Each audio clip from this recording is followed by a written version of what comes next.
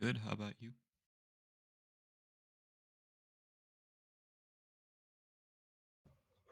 It was great actually. The A lot of the players, because I was just a monster again, but a lot of the players actually went down. It was a really tough fight, but they managed to win.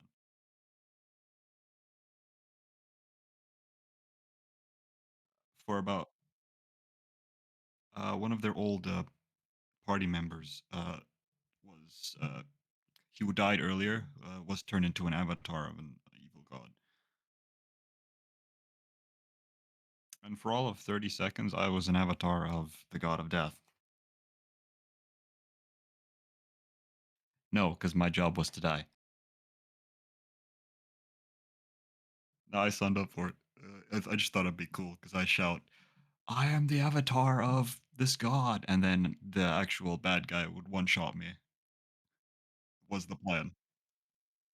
Yeah, it was funny because two of them were actually the followers of the avatar that died.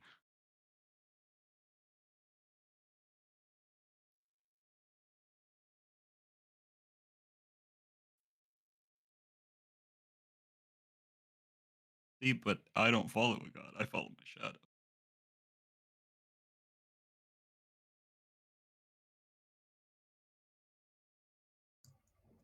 Also, my troll's too dumb to follow anyway.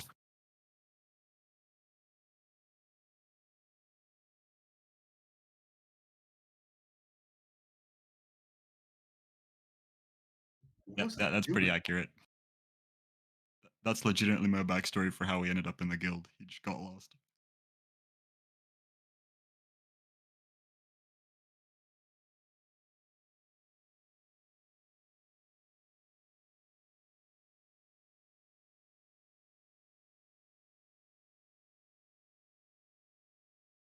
Oh my Oh, gosh.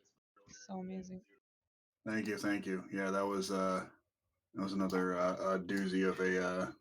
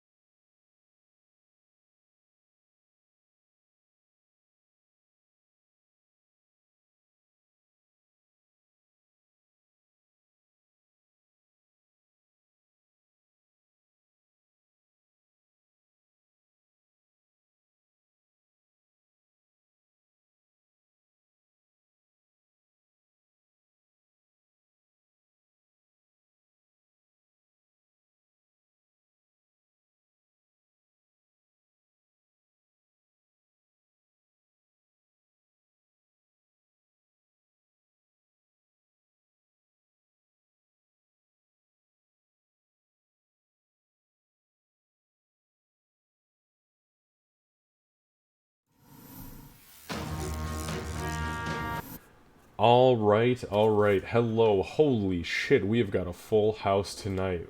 Lucy, Seru, Ark, Moon, Candace. Hello, everybody. How are you? I am grateful to see you all here for session number 49 of Unlikely Heroes. We are coming up very quickly to session number 52, which I am particularly excited for because obviously that's our 1 year anniversary. So we got that just in a couple weeks. However, in the meantime, we're going to continue with where we were at last time. I'm going to jump over to our team real quick. The full crew is here tonight. We're going to do a quick recap from last week, and then we're just going to dive into it. We've got a lot of things going on right now inside the game, a lot of roleplay opportunity and things popping up. So I just wanted to say thank you all for being here again, and please remember that I don't pay a whole lot of attention to chat when I'm running a game, as I like to make sure that the players get the utmost of my attention. So without further ado, let's go ahead and dive on in.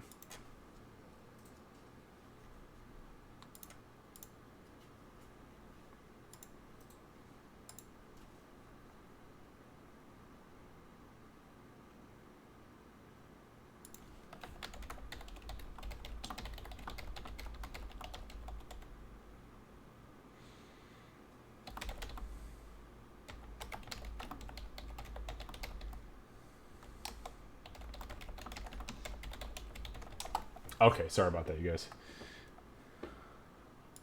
Okay, actually, you know what? Before we get into it, let me just make sure. Okay. Ark, you're lucky I just popped my screen back up. I absolutely do pay attention to you. Not often, but sometimes. Okay, anyways, here we go. Alright, guys. Hello. Let's go ahead and do a quick session recap.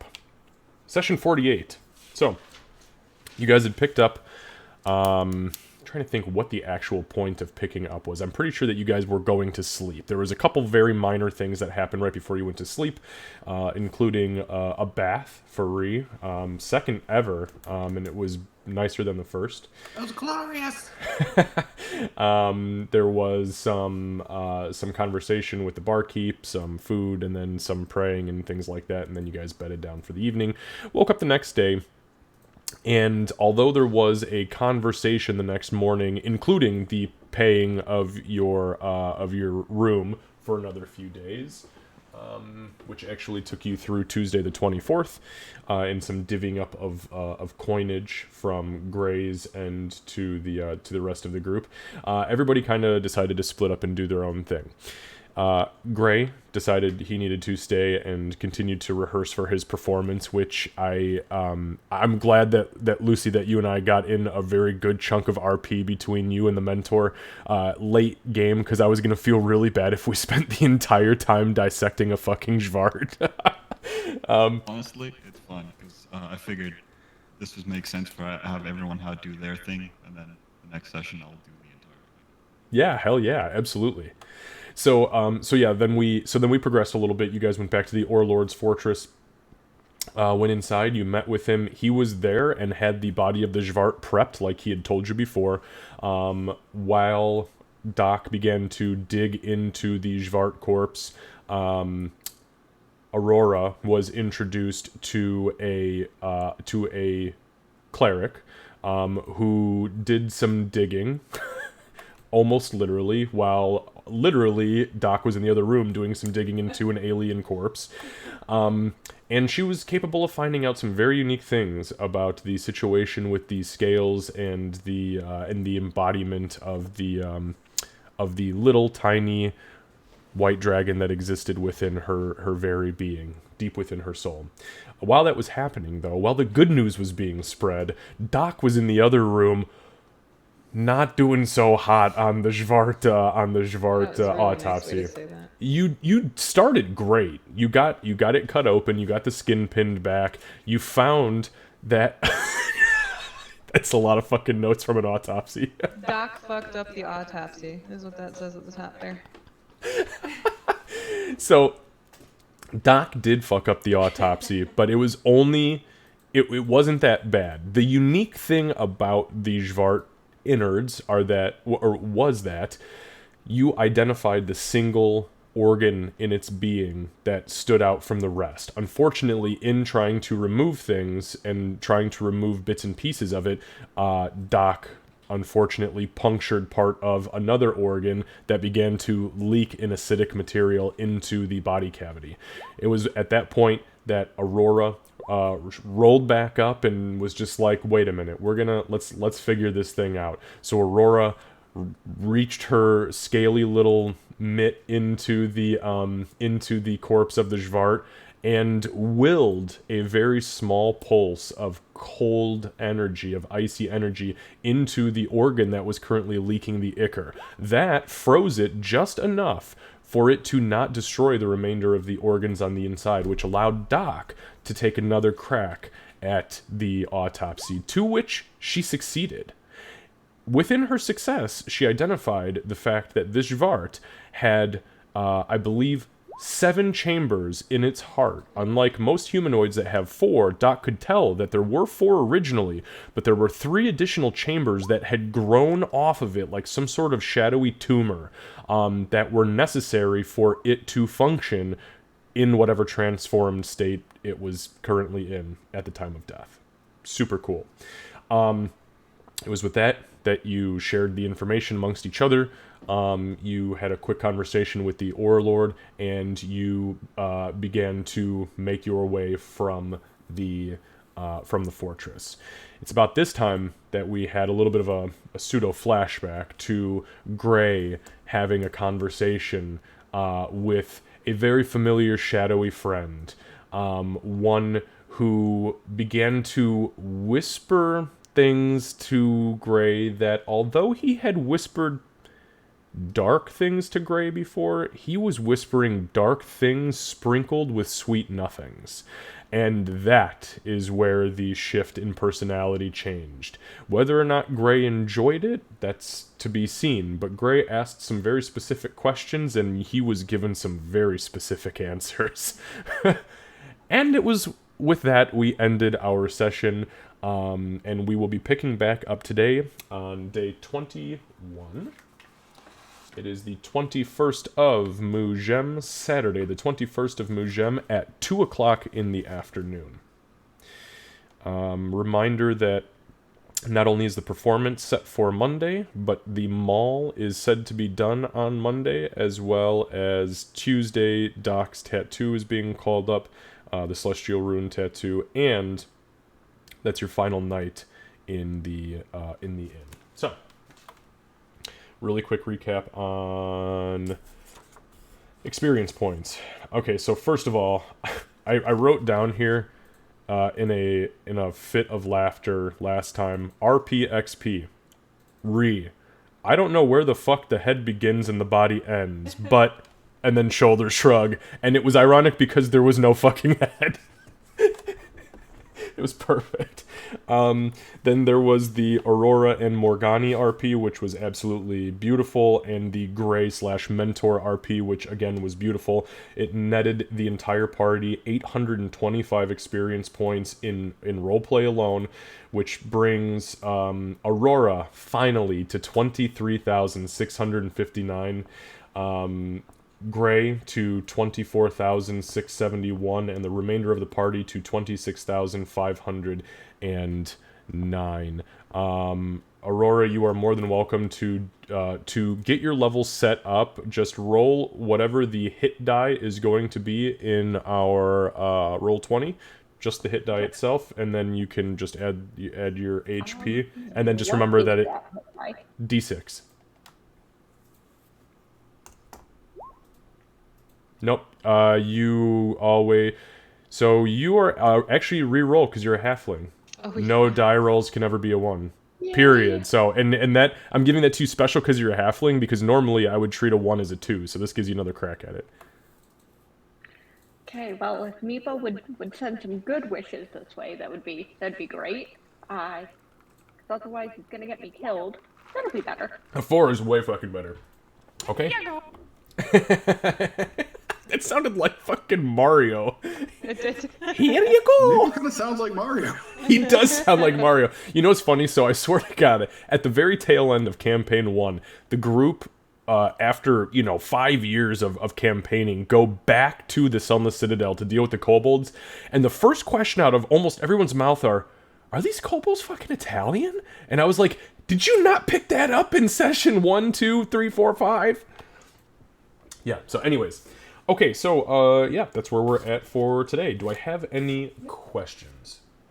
You said I could go ahead and like take the level and stuff, but nothing Yep. takes effect yet. Yep, go ahead and take everything that you would normally do to level. Once we, flash forward, or once we, sake of brevity, to our next long rest, then I will take the reins from there, and then everything will be at your disposal. Okay. Yay! Thank you. With that being said, let me get some tunes going here.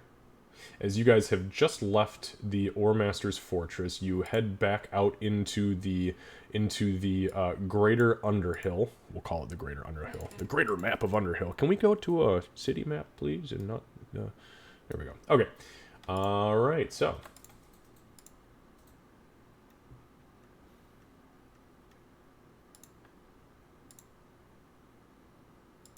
Alright. So, about 2 o'clock in the afternoon, you guys have just all collectively stepped out of the Oremaster's Fortress and began making your way back towards the House of the Dwarf Lord Inn. Gray, during this time, you've had your conversation, and you are continuing your rehearsal. What would you like to do?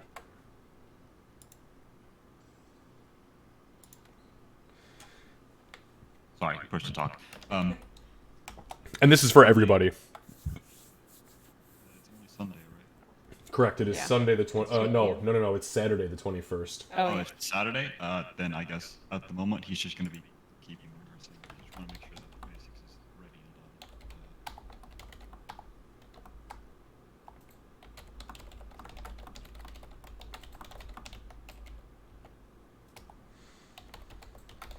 Okay, and the rest of the party? I know we just walked out of there. Doc's still kind of reeling, so I imagine we would be heading back to the inn? Yeah, that sounds good. Just to pick my own brain here, when was the fights? The fight thing happened on Thursdays, was that right in my brain? Yes, Thursdays. Damn. Yeah, let's go back. Let's get drunk. Alright. Let's think about shark heads and guts. Short heads. Actually, I don't want to think about that anymore. That shit was fucking gross. It was really gross, and it was almost really devastating. I'm going to go and think on what she just told me, and then I'll catch up. Okay, well, you gonna share later? How did you fix that, by the way? I think that's partially what I need to think on. Okay. And she's going to with her, she's going to start to raise her scaly hand and then like look at it for a second, put it back down, and then flip you off with her non-scaly hand. Okay. Alright, we'll see And you then later. she's going to walk back to wherever that quiet place that I had before was. That was by like the hay bales and shit. Better keep that gem safe. Yeah, please. Please. There's not a chance in any of the 9 hells that I will let anything happen to him. Good. All right. So, with that being said, Doc, Ree, Aurora, you all make your way back to the House of the Dwarf Lord Inn. About 50 or so yards from the front door, Aurora splits off and heads towards where the small stable is, and kind of finds a spot to bed herself down to just kind of hang out. And there's not a whole lot of people there. To be honest, you haven't seen actually a whole lot of livestock in this town, save for a couple of pens of pigs and some horses and donkeys. So it's pretty quiet for the most part, especially over here. Doc and Ree, you enter the tavern. It's 2 in the afternoon on a Saturday. There's, a good couple fistfuls of people in here that are already 3 sheets to the wind, and another 3 or 4 fistfuls that are well on their way. But it's not rowdy quite yet. I don't think we're at that point. And there you are. Do I see my my regular person that I always look for. Make a perception check.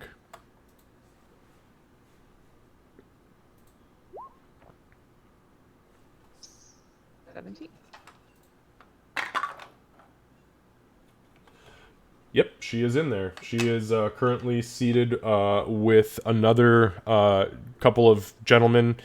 Again, they're wearing their bureaucratic, kind of like guildish tabards and clothing, and they're seated to the to the very far south of the like the southern side of the tavern. Is she looking at me when we walk in? You know what? That's a good question. She is. You notice that she is, but it doesn't look intentional. It's like the door opens and probably about a dozen heads look up at the door, see you. You notice her eyes though. As soon as you see her, the same situation is what happened last time. She looks back down, continues to talk, quietly to the other two gentlemen as she begins to eat, and then you see once in a while her eyes dart up at you and then down, dart up at you and down. But again, you swear it's subconscious. Okay. I'll try not to linger on her. Like I want to do it as kind of what's the word I'm looking for? Non-lingery as possible. Non-linger. That's perfect. As Nonchalant. non-linger- Yeah, Nonchalantly. No, Yeah, there you go. actually, I'd like to switch it to non-lingery, please. Okay. But I will do that and then kind of just make my way toward our room, as long as that's the direction we'll be heading. Yeah. We would probably go grab an ale at the bar and then maybe go back to the room. Okay. Can I steal a silver or something? I don't know how much these are worth. So you grabbed 2 ales, you said? Just 2 standard ales? Yep. Yeah, they're we'll say a copper a piece. It's the tail end of happy hour. You got there right in time. All right. Doc will fish out 2 cups.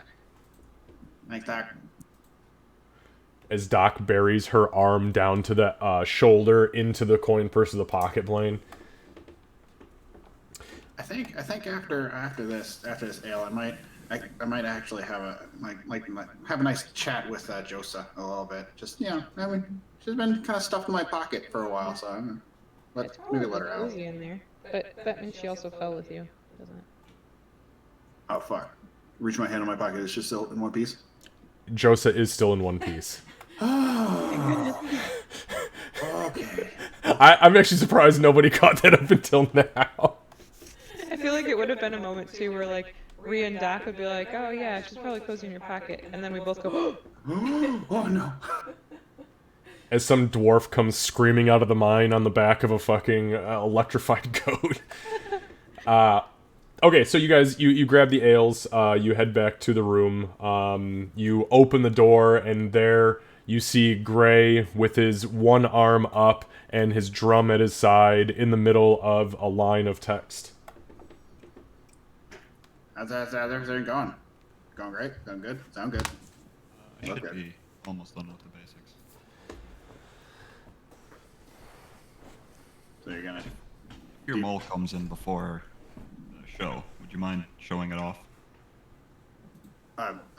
There's no fucking choice. Everybody's gonna... "Yeah, Of course I'm kind of gonna... out there." Of course I'm gonna show it off. Perfect. Wait, what time's the show? Is it like later on?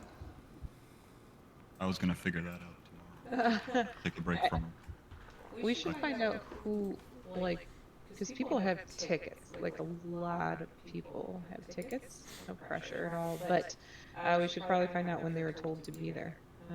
Weren't there flyers or something? Or is it just going to be a full house all day? Doc, since we've returned, I've been stuck in this room. I have no idea. I can go. I can maybe go find one of those flyers and see what time. That's probably not a bad idea. I suppose he should know when his show is. Or maybe I can talk to the barkeep. Yeah, I was Probably gonna spend easier. I was gonna spend tomorrow figuring everything out since it's Sunday. Yeah. Okay. Ree will run out to the barkeep and ask what time the show is supposed to be. He tells you that it's going to be served right at supper time, as he is really planning on monetizing the shit out of this, and there are a lot of tickets sold. In fact, he tells you, to be completely honest with you, there are so many tickets sold, I'm not entirely sure I'm going to have enough sitting room for everybody in the entirety of the tavern. He flips through a couple of pages in this little, almost like a workbook that it looks lots of numbers and weird symbols on it. He gets to the last page and he goes, so far I'm looking at about 129, 130 patrons who are planning on being here, who have already prepaid, and let me tell you, your friend Mr. Gray has definitely succeeded in whatever marketing ploy he has undertaken. And those posters were pretty cool. Oh, they're gorgeous. Right. Yes, so we'll be serving directly at dinner time, and dinner time is as soon as the sun sets over the third peak in the mountain range. Nice. So wait, so I got a question here. So you said you're afraid people will be able to fit inside the tavern. What if we like bash out one of those walls, or Please. bring the show outside? No. No? If it's completely necessary, we do offer standing room. But hopefully it doesn't come to that. What I do need to figure out is where Mr. Gray wants to perform. My assumption is by the door. This will be a closed event, so the door will be closed to the public at that point. But yes, we'll play that by ear. Awesome. Yeah, I'll go relay the information. Thank you. You're welcome. It's gonna be a great show. And then yeah, we will come back to the room and okay, so he said it's gonna be around supper time. He doesn't want to bash out any walls, but he wants to get as many people in the tavern enough to monetize it. Monetize the show. I don't fucking know what he said. Something about money. Could you mean monetize? Probably. It's monetize. Monetize. Yeah. Money mize. Money might. That's it. That's definitely what he said. Okay. So you got all day that day. You got all day today And tomorrow. and tomorrow. So you got plenty of time to practice, babe. Like, you How got many- this. How many times do you usually practice something before you perform? Perfectly honest, this is the most I've practiced for any performance ever. And this is... How many people did you say there was? If any? Like a million. That's a lot Yeah. of people. Yeah. That's a lot of money mising. It's a lot of money mizing. Yeah. Gray, why are you? I mean, why are you practicing this one so hard? You lived through it, right? So you should be able to just tell the story. Because this is my first performance alone, I guess. Oh, you had like people that performed with you before? Yeah, I was in a... I told you this, I was in a troupe. I don't listen. Clearly. Oh, snap. So a troupe, were they all fallen like you? No, I think I was about the only... Interesting. At the time, I wasn't fallen. Oh. Wait, so you want me to be you want us to be your troupe? We can be like, I don't know, set pieces. Do you know how to play any instruments? I can sing pretty well. You've heard me sing. Goblin singing is relative. Yeah, It's a... it's acquired taste. What's the word for... Yeah, that's acquired taste. I don't know what the fuck that means, but I've heard people say it. It means only certain people can really appreciate how good it is. It means that the more you're exposed to it, the better it tastes. That's what it means. That one too. Yes, absolutely. So keep singing, Wayne. Yeah, I'll keep singing it. So yeah, you want me to sing for it? Yeah, I can add a little bit of backup vocals or something. Thank you, but I think I've got this pretty A much. little bit of throat singing. Thank goodness, because I don't sing.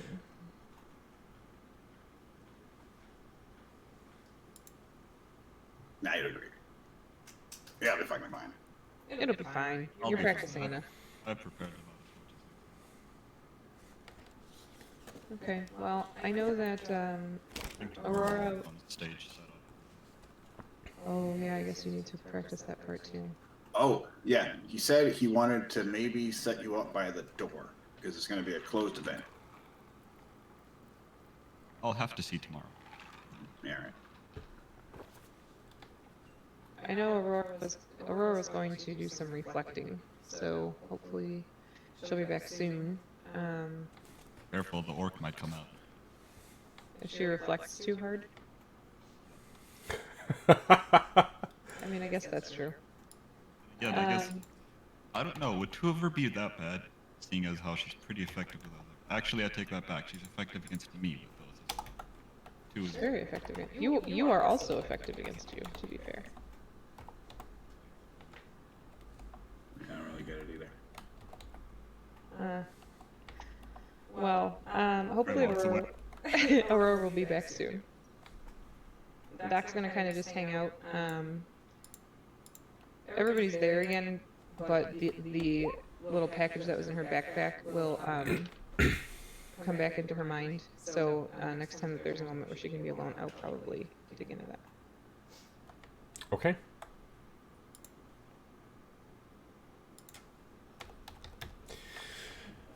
All right, so you guys sit for a little bit, finish your ales. It's a pleasant ale. It's like a mid-afternoon ale, probably like a alcohol percent of 1.5 or 2, just enough to get you feeling a little loose, but definitely watered down, which is why it was so cheap. So you progress, we'll say, until 4. You rest for a couple hours. Everybody kind of does an inward reflection. Anything during that time, or any progression that anybody would want to, for the sake of brevity, push forward to? I guess if there's a long wait, Ree would probably break out Josa. Okay, yeah. So give me a sec. Okay, so you take Josa out of your pocket, and as you pull it out of your pocket, you feel it vibrating, not aggressively, but you feel it vibrating in a familiar sense. Oh, well, maybe I should take this outside, actually. You guys mind if I go outside for a minute? I'm going to talk to my goat. No, that's fine. all right. But last time when we spoke, she just spoke gibberish. To you. Talk perfect English to me. Comment. Goblin. Don't speak. It's Coblin. It's actually a hybrid. Corn on the Coblin. Oh Corn no, on the coblin. I don't like it. Neither do I. I love I it. immediately regret this Oh decision. my god, I love it. Okay, so Ree, you go outside. It's gorgeous. Nice afternoon. Semi-crisp. Sun is starting to creep down over the mountaintops. It's currently at the first peak of the 3 peaks that overlook Underhill. And you have Josa in your hand. Nice. So I'll take Josa in my hand and scream, Josa, I choose you! And throw her, and then scream in the goat. Okay, so, Password. so you hurl the fucking and Aurora from across the way as you've been sitting and inwardly reflecting. You're like, what the fuck? And you see yeet the fucking goat statue, and it hits the ground, bounces a couple times, shakes once, and it spirals into the full sentient form of this absolutely massive goat that is crackling and God, I almost said the word jizzing with energy. no. Jolting. Dude, I almost said it because I was just like thinking. I was thinking. Hold on, I was thinking. Hear me out. I was thinking of the words jolting and sizzling, and it was about to go a very dark route. So, anyways, it spins into. Jizzing with energy.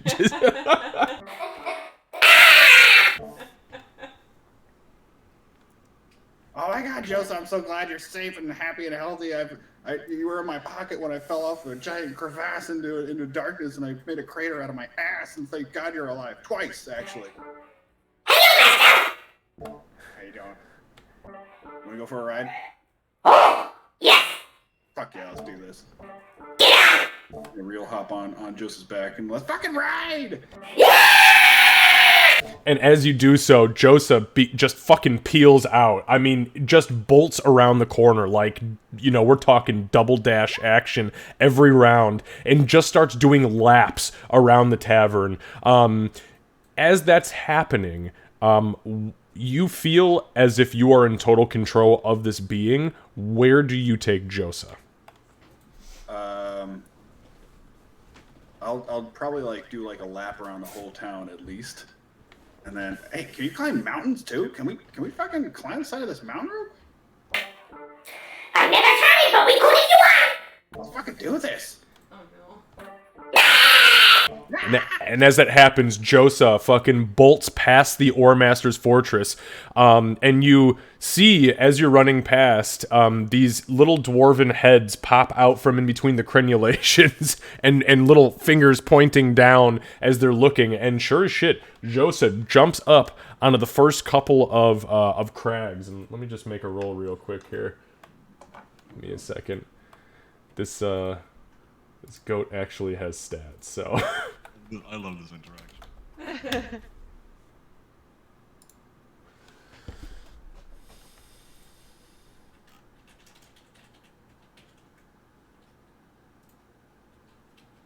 Oh, that's awesome. Okay. Oh, fuck yeah.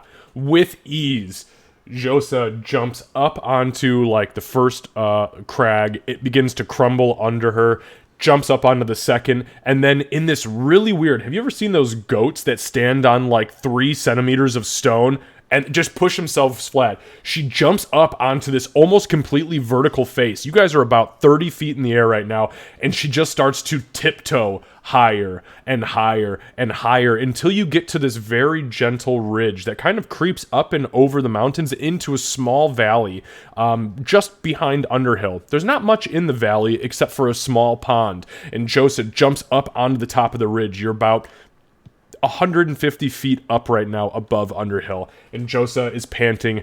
Master, I don't think I was meant for this. Maybe the goat, but not the quasit. Oh yeah. Sorry. No, I mean I've seen goats do this when I was up in the mountains. So I figured maybe you're all about it. Sorry. Didn't mean to stress you out there. It's a little stressful sometimes. It's okay. This is exhilarating. Oh yeah, that's fucking awesome. Hey, so I got a question. I got a couple questions for you, real quick. I mean, you were Gray's master before, right? Or Gray was your master before, right? Yes, Gray was my master. Yeah. So, can you tell me a little bit about him? I always wondered why he's always so sketchy, and why is he so aloof? Wow, I used the word aloof. I think I popped a blood vessel on that one. Or like why is he fallen? Do you know? Make a persuasion check and do it with advantage. That's the touch of the master's grace. That's what I would call that ability. I want to be mad, but I can't. It's so funny. The inter-party intrigue. Oh. Okay. Give me a sec. Fucking spot on.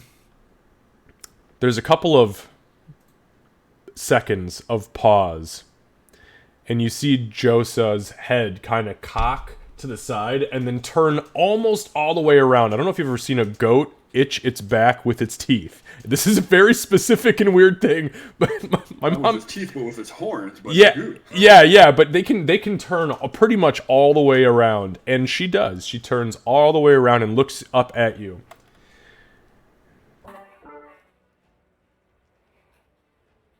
Master Gray was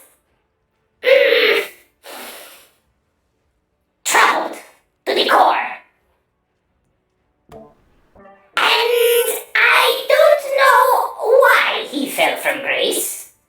But what I can tell you is that there is another voice rattling around inside his skull that I had to compete with regularly. He was very nice and very mean at the same time.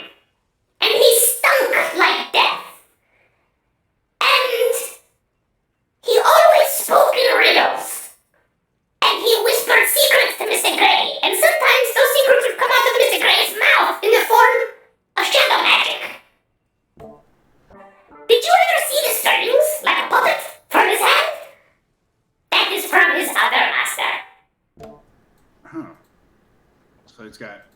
So when you were around, when he was your master, there was like 3 of you people rattling around in his brain at once. I only remember the 2 of us. It was me.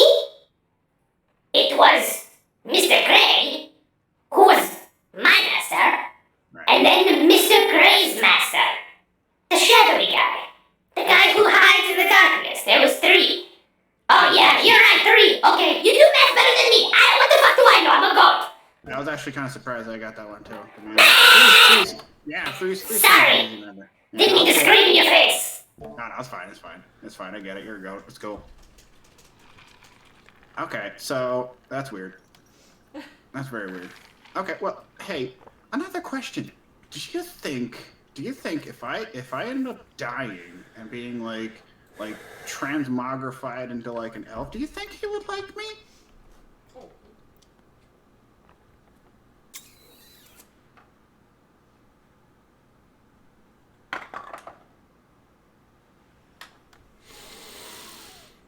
I'm like talking about like some like like sexy elf chick with like like big old boobs and stuff, whatever. I don't know what he's into. Really? I am not entirely sure what you're talking about as far as sexy. You said something about boobs, but I think you're talking about the giant milk bags that hang under a goat. I do not have giant milk bags. Technically I do, but they hang in the back. Well, no, they're definitely not like a goat. Oh, you're talking about like a... Oh. Yeah. But why wouldn't he love you the way you are now? You're beautiful. Look at you. You're strong. You're a strong goblin lady. And you smash fucking heads in, so fuck what he thinks.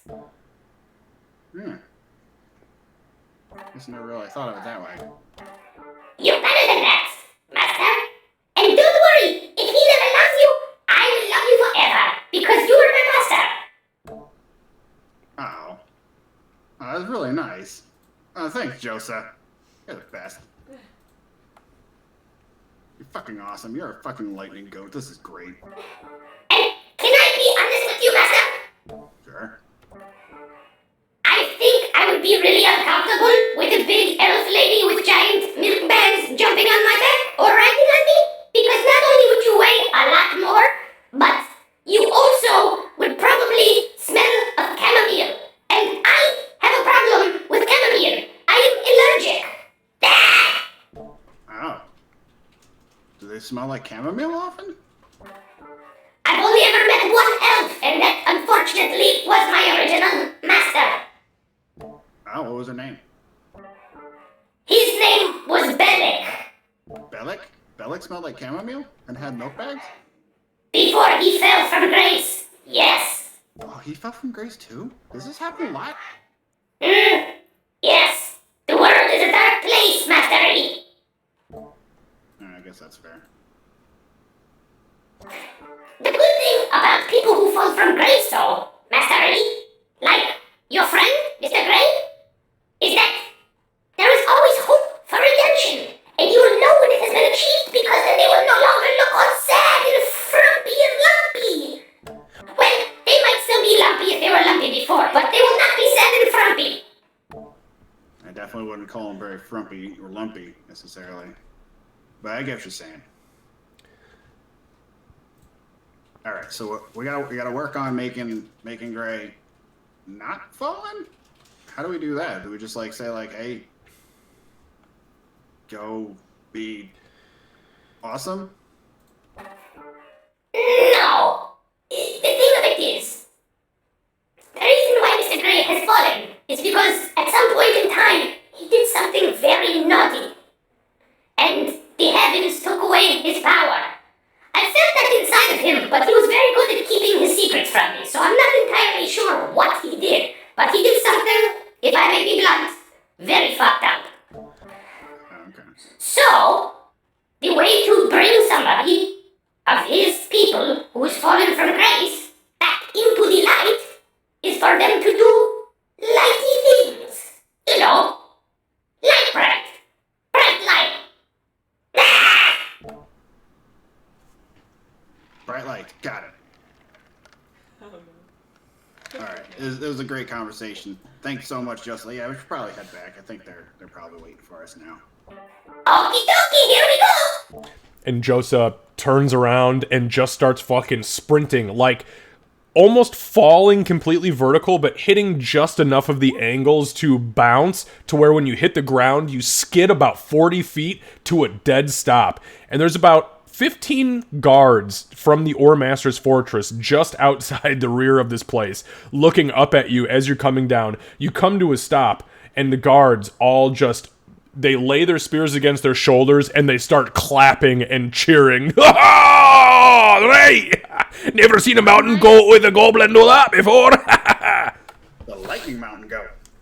Talks. Yeah. And at that point, Josa is like, and then just takes off. Okay. All right. So you then head back towards the House of the Dwarf Lord Inn. All right. While that is going on,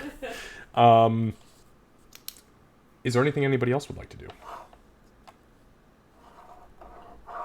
Well, I had a question, but I kind of don't want to ask it. You're more than welcome to. It's just a spell question. It's kind of boring compared to what we did. But, for major image, I think the spell is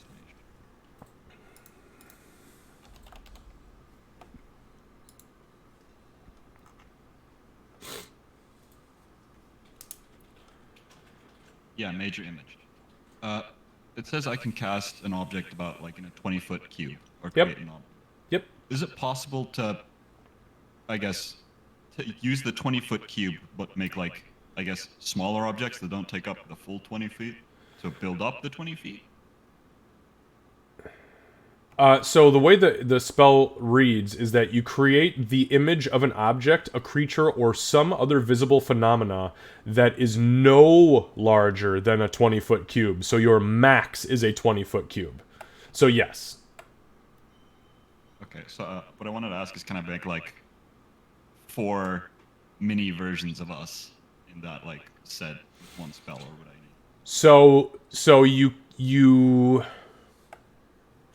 I see where you're going with this because I already know what you want. Because of the question you just asked me, I already know what you're intending on.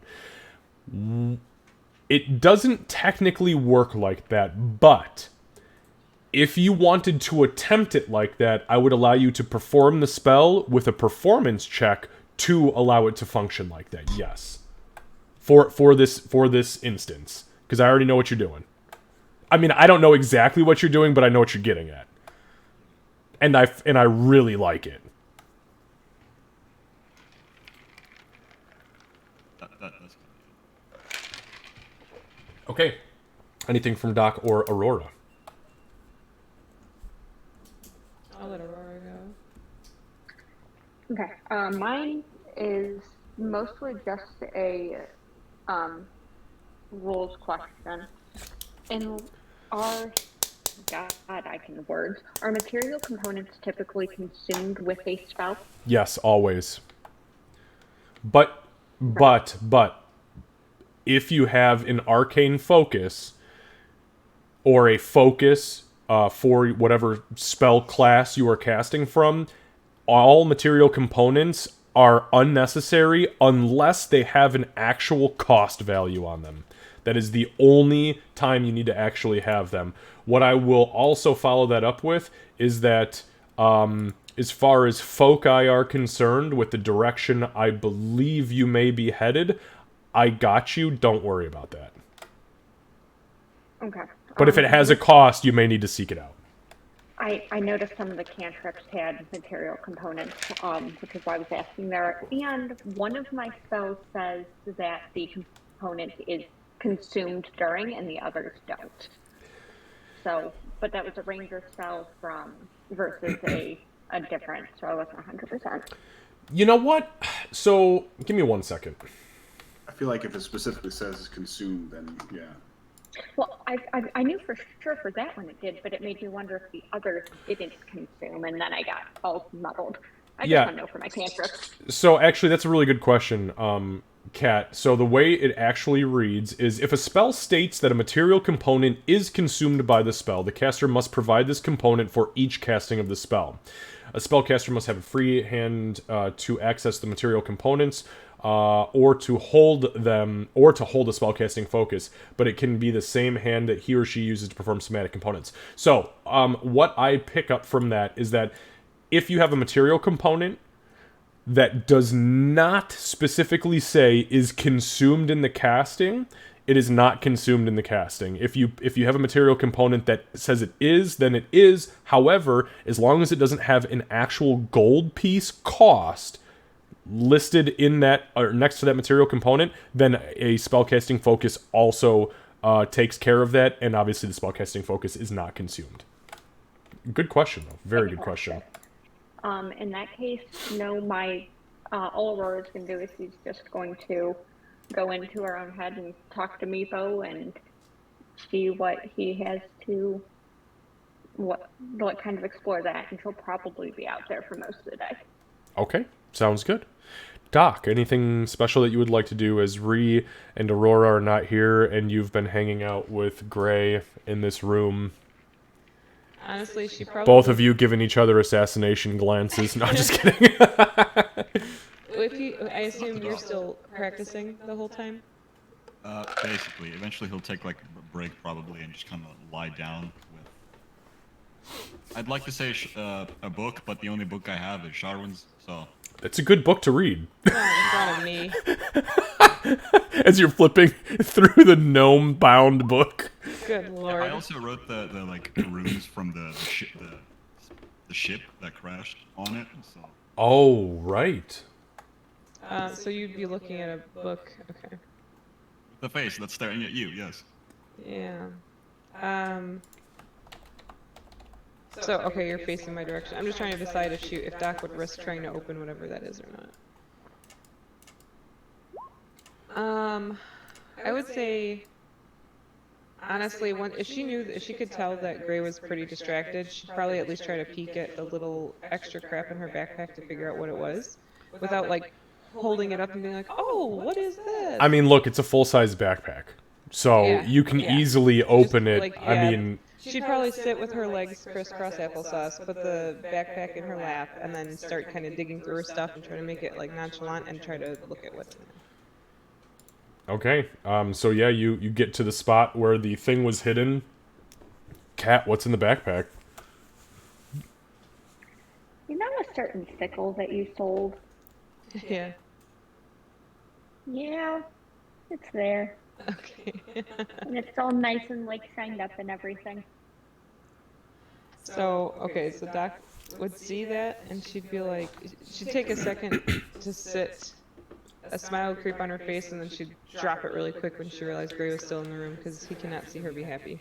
I'll be honest, Gray, after all the practice, the book is probably just on his face as he's lying Oh, down. it's even more gross. Okay. As there's like these heavy like...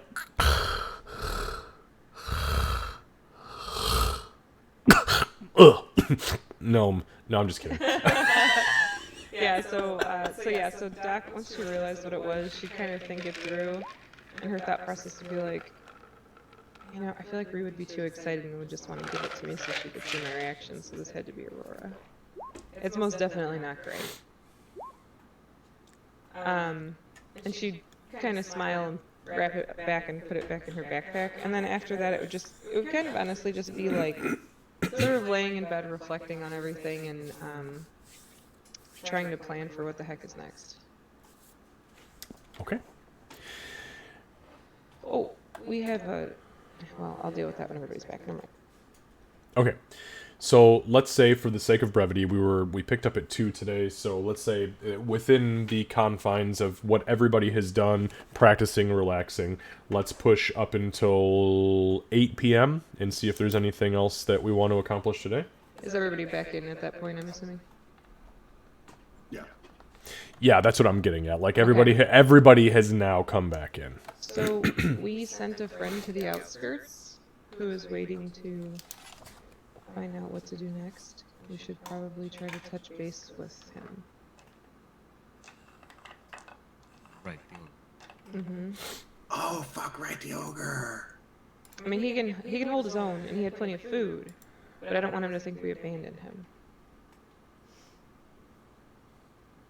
How did what were you doing again?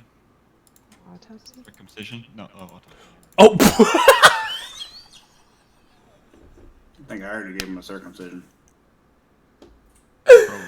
yeah, you definitely you snipped his head off. That's for sure. It was fine. Anything? So yeah, actually, Doc will take her notes out. So for one thing, they have very finicky innards. That's one thing I learned. But in addition to that, their hearts are weird.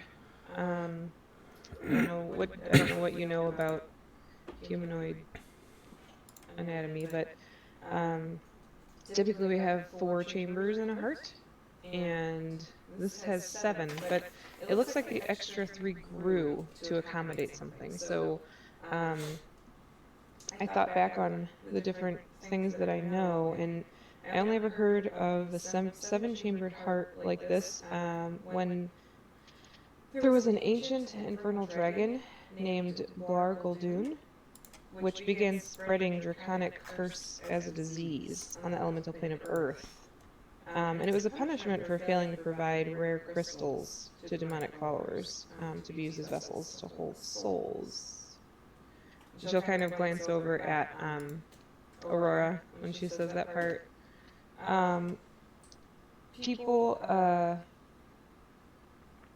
It was initially spread as a curse, so they got it if they bore witness to any feat that patient 0 performed. So I don't think that anybody is really at risk, and even I, just to be safe, had removed curse cast on me, and there was nothing there. So I'm pretty sure that it's still getting spread as a curse rather than as a disease. Letter, the one with the creepy shadows dripping off. That said to summon the Schwart. So could the Schwart be from the It's possible. I don't know. I still don't really know much about. I don't know much about their history. I can tell you a lot about their anatomy and physiology, but their history is still a mystery to me. The only thing I know is, and he'll look at that they're little blue dicks. Fuck yeah, they are. Fucking gross. So they're very they have a lot of acid in their guts, which is I did not think that would be possible. Like almost completely dissolved itself. It was almost really bad. Thankfully, Aurora was there. Well, I think we should take into account that this Blar Guldoon might be an ally of Thraxian. It's not a terrible stretch. So, yay, 2 great dragons. Well, more or less. from what I understand, that's a long deceased dragon. It doesn't mean that Malthraxian didn't learn this curse. That's a possibility. But from what I understand, she'll look at her notes again. Blar Guldoon is an ancient dead infernal dragon.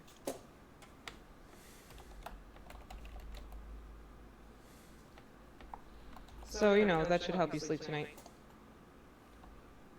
I always sleep sound. Mainly because you could kill me at any time anyway, so dragon in the future, not so bad. That's right, fear me. Here's a strong. Tell me the truth, was I scarier when I was taller? Yes. Yes. Okay. No. Because now you can't so easily be seen. Now you can slip behind, reach things that, well, there's arteries there. Well, I mean, to you, she's still taller. Come on, by not even a hand's width. Let's say Aurora's about how much. 2'9", by the way. She's what? 2'9". She Oh, is yeah. tiny. I've got 7 inches on it. Yeah, see, that's not much. Oh man. Okay, so I guess do we want to go out there and just let him know that we did we may have work for him. The Ore Master was going to check into it. We had a discussion about it. Did you say you were going to take the Ore Master to him? Maybe that's what we planned. Oh, yeah, that's right. He wanted to actually meet the guy. But we do need to tell him that we didn't abandon him. I don't want him to disappear. Yeah. I can mean, just go. I can just send him a message. Oh, that's We could- true. You might scare him a little bit. I have spells. Go ahead, send him a message. Just let him know that the Ore Master wants to meet him, but that we think we got him. Before that, what was his name again? Doc's not looking Goal. for ghosts, but I am. Thraxlog? I don't know. I can't. One second. Thraxlog? No, Golthrax. Ogre name. Golthrax. Golthrax. I believe it's with 2 X's if that matters. Where? At the end, one of them's silent. Oh. I guess I will cast a message then. Okay. So you mutter your Sending, incant my bad. sending. Okay, I was gonna say, who are you sending a message to? Okay, so you perform your sending ritual, or is it a ritual? Are you doing it for free? Not. It's a spell. It's not. Okay. So you perform your sending incantation, and you finish it with a snap and a slap on the old drum, a slappity bass. slap. You slappity bass. And as you do so, you call out the name into the ether in the language of the arcane. And you hear a familiar staticky sound kind of coalesce through your brain, and you feel a connection. Hold on, let me think about that. This is the fallen angel. The gnome wants to let you know. We remember you. 15, You're at 16. 16, thank you. Yep. They should visit soon to talk about your work. Right. Okay, so you You can feel respond.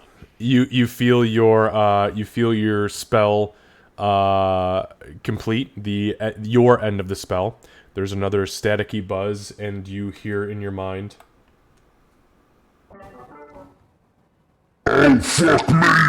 Oh, there's demons in me brain! Oh, fuck, mate! Oh, I thought I was out of the fucking shit show, and here we are right now. Oh, fuck! Ah, yeah! Yeah. Gray's absolutely gonna start. Well, first he's gonna look pained because they're shouting in his head, and then he's gonna start laughing. So what did he say? Something along the lines of "fuck, there's demons in my head." Oh, okay, I'm That was going. it. Doc will grab her backpack, gather Hold all on. her shit. Hold on, let's take Josa. Oh, okay. Fucking lightning go! All right, let's do it. Let's go let him know that he doesn't have demons in his brain. Well, he may have for that moment. I mean, come on now. This is my campaign. This is my one shot, you guys. There might be demons in his brain. She'll one shot. She'll eyeball Gray as she says that, but she'll kind of Awesome, smirk. not tiefling. Different things. Go. Yes, you are right. Swinging key. So, let's go. Why don't we just send another and let him know that it's the tunnel inspector, gnome and halflings, and that no self-respecting demon would dare to say such a thing. He's probably still screaming. Right He is now. Yep. absolutely still Out screaming. loud. I believe the last part of the message was And then Yeah, cut out. okay, yeah, he's probably still screaming. So I mean, I would be scared too if I never had that happen before. It freaked me out a little bit when Floofy Pants did it. So I suppose we get to sleep in the morning then. We'll sleep. We're not staying long. I don't want him to throw himself off of the ravine. Not that far, right? I mean, it's just. No, it wasn't that far. I mean, you were if you are on the back of Josa and Josa's moving at full speed, you're gonna make it there in 25 minutes. Yeah. Yeah, let's take Rosa. Let's go. All right. Doc So will throw her backpack on, grab her shit, and wait for Rhea, and then we'll head out. I'm too big for the goat, so you guys Okay. So Ree and Doc go outside, is that right? Aurora, are you going with or no? I will ask what Doc would prefer. That's a generous fucking question. Can we fit 3 people on the back of Joseph? Yeah, you did we can see- you can fit uncomfortably 3 small creatures on the back of Josa.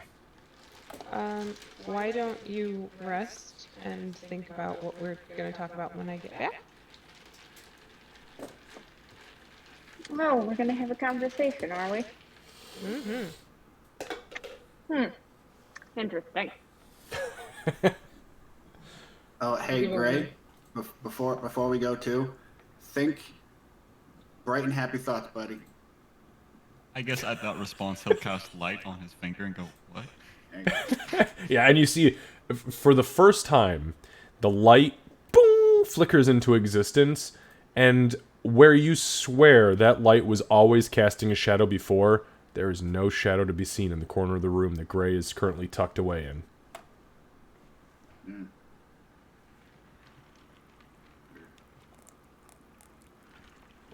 All right. On that note, you go outside. You pull the statuette of Josa out, and you chuck it onto the ground, and Josa swirls into existence. And you jump on the back, and Josa, you say, "Josa, go east!" Ride! And Josa just begins to fucking bolt, mad dash, full bore sprint, and does not stop. Literally does not stop in an unnatural way. No, it doesn't matter how fast or how strong the creature is. Running at top speed for 25 minutes is a very, dead sprint is very unnatural. But Josa does it. And finally you reach where the ravine was, or where the ravine is, excuse me, and where the, sorry, and where the bridge is. Standing. I'm just laughing at the fact that, like, first, this poor dude hears, like, a demon in his head. Next thing he knows, there's a fucking lightning goat, like, barreling ass down on him. Fuck. So the good thing is, as you get to the bridge, there is no immediate panic. And that's because there is a massive boulder that was near where the bridge was. This guy is sprawled out on his fucking back with a huge welt over his right eye, blood streaming from where the eye is, knocked the fuck out cold. Oh, shit. But breathing. Doc will jump off the back of Josa and say, "Oh shit!" and run over. I'm able to reach him. Yeah, I mean, he's on the ground. Leaning against it. Okay, I see. Okay. So Doc will run over, and I'm gonna have all my spell slots, so I guess I'll cast Cure Wounds at first level. I'm not sure how hurt he really is. Could I assess that, maybe? Fuck yeah, make a medicine okay. check. Well, we'll see if I can. Yeah. The cleric with no I proficiency. can. You absolutely can. Yeah, he's not as hurt as he appears. Looks like he just ran headlong into something he did not see, face first, and just he knocked himself out. But he's bleeding, but he's not bleeding that bad. We should have come out here first. Doc will cast Cure Wounds at first level. So you mutter your incantation. A little mini heal. In the dark of now night, there is a flash from the nugget and a flash from your hand as you reach down off of the goat. You touch where the welt is over the eye, and you see the welt. You touch it, and it's like the flesh turns to clay as you begin to force it back into his body. And as you reach your hand off, these big bloodshot eyes blink open at you. Ah, fuck, demons! No demons. Just No ask. demons. Just inspectors. No demons. Oh, shit, mate. Oh, shit. Did you hear the demons too? I thought they were coming for me. So it It was was actually us. It was the you remember the really like the guy that's like he's really like That guy? Oh, you mean the guy that was standing in the corner down in the mines who's all like, Yeah, that guy. I'm so sad and angry. Yeah, that one. So he has Booyog that lets him talk in your head. And so he was trying to let you know we didn't forget about you. Yeah, no, I know. No, I said we should come out here. And then for convenience sake, he was like, And then he did the thing. And now we're here anyway. no, I don't like it. I'll let him know. But so here's the thing. What he said is true, assuming he said what I told him to say. We think we have work for you, but the Ore Master wants to meet you just to make sure that you're not going to rip all the people's heads off, I think. Which don't do that. What? How? Oh, alright, first of all, settle down. Well, you're Second of certainly all, capable of it. well, fuck yeah, I am. I've ripped 19 stunties heads right off their bodies, and 2 ogres, mind you. So, quite frankly, I'm a genocidal maniac. Genocidal. You know where I learned that word? Where? Demons. Oh, boy. Oh. Well, then maybe you What did did have he? demons What in did your Grace head. say to you? It was some dark shit, mate. Let me tell you. First of all, he started with, hey, don't freak out, but, and that's the first fucking thing I freaked out. Everything went dead after that. I just started running around in circles. Look, back there. Seriously, look, there's my piss. I pissed my pants, and then ran straight into this fucking rock because I was trying to clean myself up while screaming. I don't like it. You tell that demon to stay out of my head. I will tell the demon. Well, I'll tell him to stay out. Why can't people just do normal booyog like summon fire and ice? I don't summon fire and ice. I heal. I hate that one either. I don't like fire much, but I like ice because it keeps me nice and cool. I get really sweaty in the summertime. I'm so glad we came out here. Good conversation. Alright, so this stunty wants to meet me to make sure I'm not gonna rip the heads off of the stunties. I told him that you're a super stand-up guy, but, you know, when it comes to bringing anybody onto a team, you have to meet them to assure that they are a good fit. So he will be coming to me. I think we'll be bringing him. But my big thing was that I didn't want you just sitting out here thinking that we were like, oh, haha, go out there, and then we left you behind. I didn't think anything from the time that I left that cave until the demon started talking in my head. I suppose I should have considered that. However, I think it's very important to follow up with people and make sure that the that the talking is there, not in your head. Oh, Yeah. okay. So that was why we're here. So, do you have everything you need out here? Are you good? You still have enough food and... You look at him and he is equipped with nothing. And he says, Yeah, I got everything I need. Why would you ask that? I mean, come on now. He's more concerned just about your belly. What? he looks down and he says, What's wrong with my belly? Am I looking a little pudgy? No, but do you have enough food in it? I never have enough food in it, but I know how to hunt. Actually, I know the way back into that tunnel. Any chance I can creep up there and grab a couple of them stunty corpses, the ones that are already, They might be moving back in, so the doors might be moving back in. Yeah. Yeah. So maybe not. That's fucking lame. Alright, fine. I'll eat everything else out here, and if I have to, I'll eat this rock. Well, okay. I don't think you should eat the rock. There should be plenty of like rabbits and stuff around here. What the fuck you think a rabbit's gonna do for me, gnome? A rabbit might fill your belly, but I'm gonna need about 50 rabbits to fill me belly. On a serious note, have you never had rock stew, Goblin? No? Just wait. I'm gonna impress this. What'd you call him? Ore Master? Or master. Yeah, I will impress him really well. Oh, maybe I could be his new cook. We could have rock stew every day. It's delicious. You know, I have a question for you. When you were working for the little blue guys, or working with, not for, working with the little blue guys, did you ever notice them having either like special medicine that they needed to take, or did they have a hard time like going upstairs, or did they grab at their chests a lot? No. Okay. But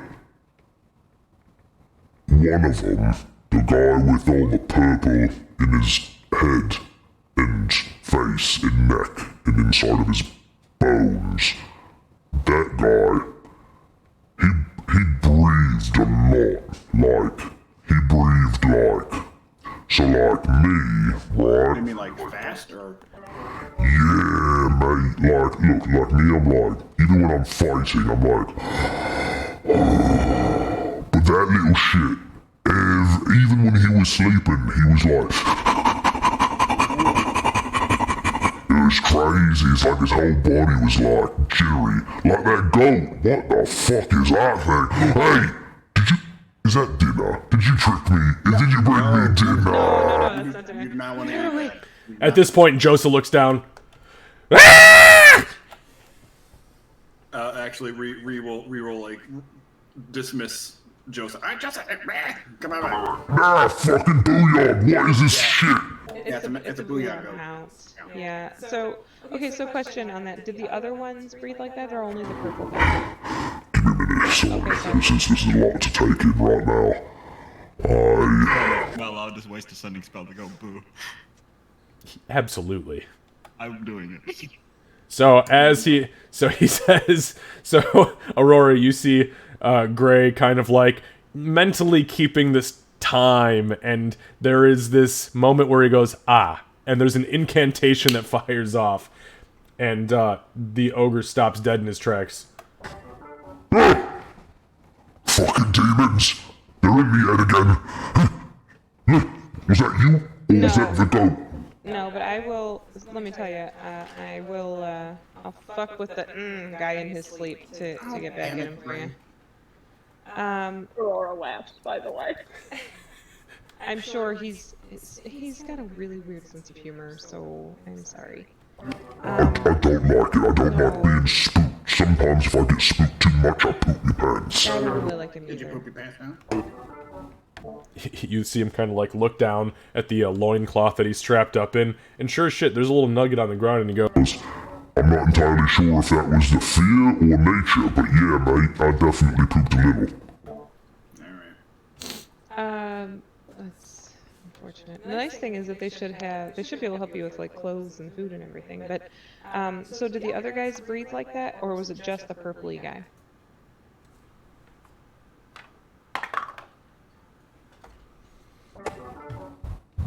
I didn't really talk to the other creatures, just that purple, booyah, shaman guy. Did he eat?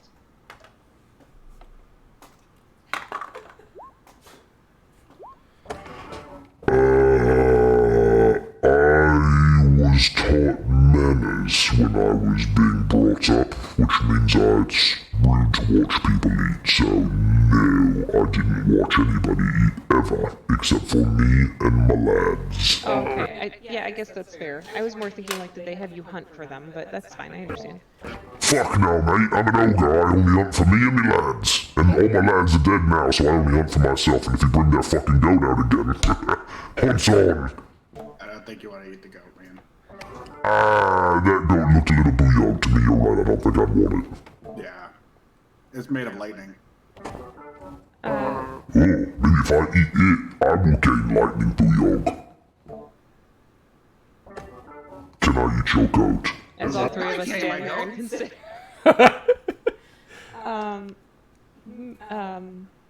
Okay. Well, if you need anything, so stupid. if the a-hole traveling with us messes with you again, tell him. You should be able to, like, answer him when he sends you messages.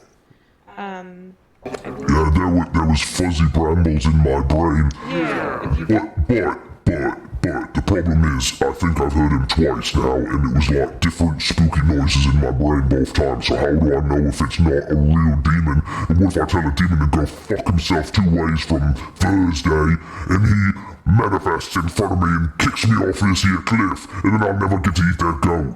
So, here's what I'll Still say. never gonna You, get to eat the goat. you're strong as fuck, boy. Right? So, a demon kicking you off of the cliff is not very likely. But I will say, please feel free to tell the voice that shows up in your head saying spooky things to fuck off. That would be just fine. Make a persuasion check. Oh, it was almost a nat 20. Something doesn't add up here. I'm just gonna pretend like the spooky voices don't exist at all, in hopes that I don't accidentally make a real demon real mad, because that's the last thing I need right now. That's fair. Did you ever have demon voices before? Did you ever have voices? Fuck no, not before I met you lot. Okay, okay. That's good to know. Since we are trying to have you work with an entire town of dwarves. Okay, well, if you need anything, I think we'll be back tomorrow. I'm not entirely sure when he wants to come out to meet you, but I'm gonna push for it sooner than later so that we can get you established before we have to move on. Alright, well, look, I'm not gonna lie to you, it's pretty late.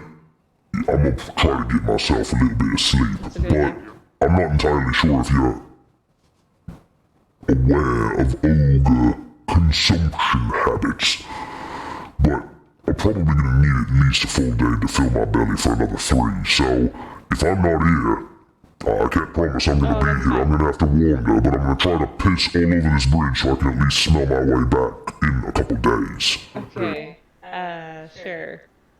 So maybe we'll plan on coming here Monday during the day instead of tomorrow, so you have time to go fill your belly, and then you can be here, and we should have time.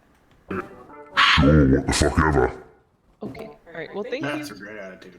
I like it. Yeah. Yeah. Alright, well we're gonna go walk this way for a little bit, and then, Hey, also real quick, what the fuck's a Monday? 2 days from now? it's like How many times does a Sunday have to come up? a Sunday comes up, Monday comes after Sunday. What? No, hang on, I asked you how many times the sun has to come up. I didn't ask you Oh, about the what the sun, I thought fucking you said day. Sunday. It's gonna come up tomorrow, and then it's gonna come up again, and You then have 2 that's when we're sleeps. gonna show up. 2 sleeps. Tonight's sleep and tomorrow's sleep, and then it will be Monday. Alright, so if I nap, how do I factor this into my sleep schedule? No, I'm not. No, how Okay. dare you? Do I look like a frou-frou fucking elf to you? Look at these ears. You can be smart without being a frou-frou elf. Look at me. If I was so smart, how come I can't do the booyah then? Because you're not that kind of smart. I wasn't that kind of smart until I tore my soul to pieces and put it back together. I mean, I've seen really dumbass people do booyah too. What fuck? Why can't I do it? What? You don't want to. I'll tell you what. Hey, I wasn't finished. Actually, the dumbass person who did the booyah blew himself up. So. Alright. So 2 long sleeps until Monday. I'm gonna try so hard to make this work. We go to sleep tonight. We go to sleep tomorrow night, and then, boom, we'll be here. How many naps do you usually take? Well, I mean, come on now, we're getting into copper versus silver. I don't even know. I mean, look, I'll try, alright? If I'm... When we get here, it will be Monday. Alright, sounds good. Just follow the smell. I'm gonna piss this bridge into next week on Fuck's Day. That's a day, right? Yeah, it is now. Fuck yeah! Alright, we'll see you on Fuck's Day next week. Just Fuck's Day. Just follow the scent. Every day. Every day's Fuck's Day. That's right. Okay. Fucking love Fuck's Day. We're gonna go sleep too, but we'll be back. And, just, be careful. You got it. We'll be back on Monday. Alright, hey, when you summon that goat, can I just get a little lick before you go? No, you can't lick my goat either. Fuck, well, at least I tried, right? Yeah, I mean, kudos. That was a good try. Good persistence on you. It's alright, I can smell rabbits in the bushes. It smells to me like somebody just had babies, so I'm gonna go eat some rabbit nuggies. Oh, Get somebody. Dak looks really upset. All right, I'm going to summon Josa out of eyesight. As you do so, Josa, as you guys start to mount Josa, and just out of eyesight, first of all, you hear the audible screaming of rabbits in the distance. Not many of them, not like what it made it sound to be, but you hear them, and it's horrendous. And as Josa begins to bolt you, Josa cocks her head back and looks at Yuri and says, Master, that guy was terrible. Let's go. Yeah, he wanted to lick you. No! and she just begins to lightning go her happy ass back to town. All right, hold on tight. Okay, so while this situation is unfolding, Aurora and Gray, is there anything of importance or note that you would like to do? I think after he waits a bit and then casts the spell again, Gray is gonna go. They'll probably be back soon. I'm gonna take a bath so you two can, I don't know, probably talk whatever you need to talk about and then make out or something. Bye. I don't think you need to leave. That's you know. I smell like Ree. I think I'm gonna go take a bath. Actually, Ree has smelled better than you for quite some time. She's Yeah, these last fine, 2 you know. days, it's kind of embarrassing.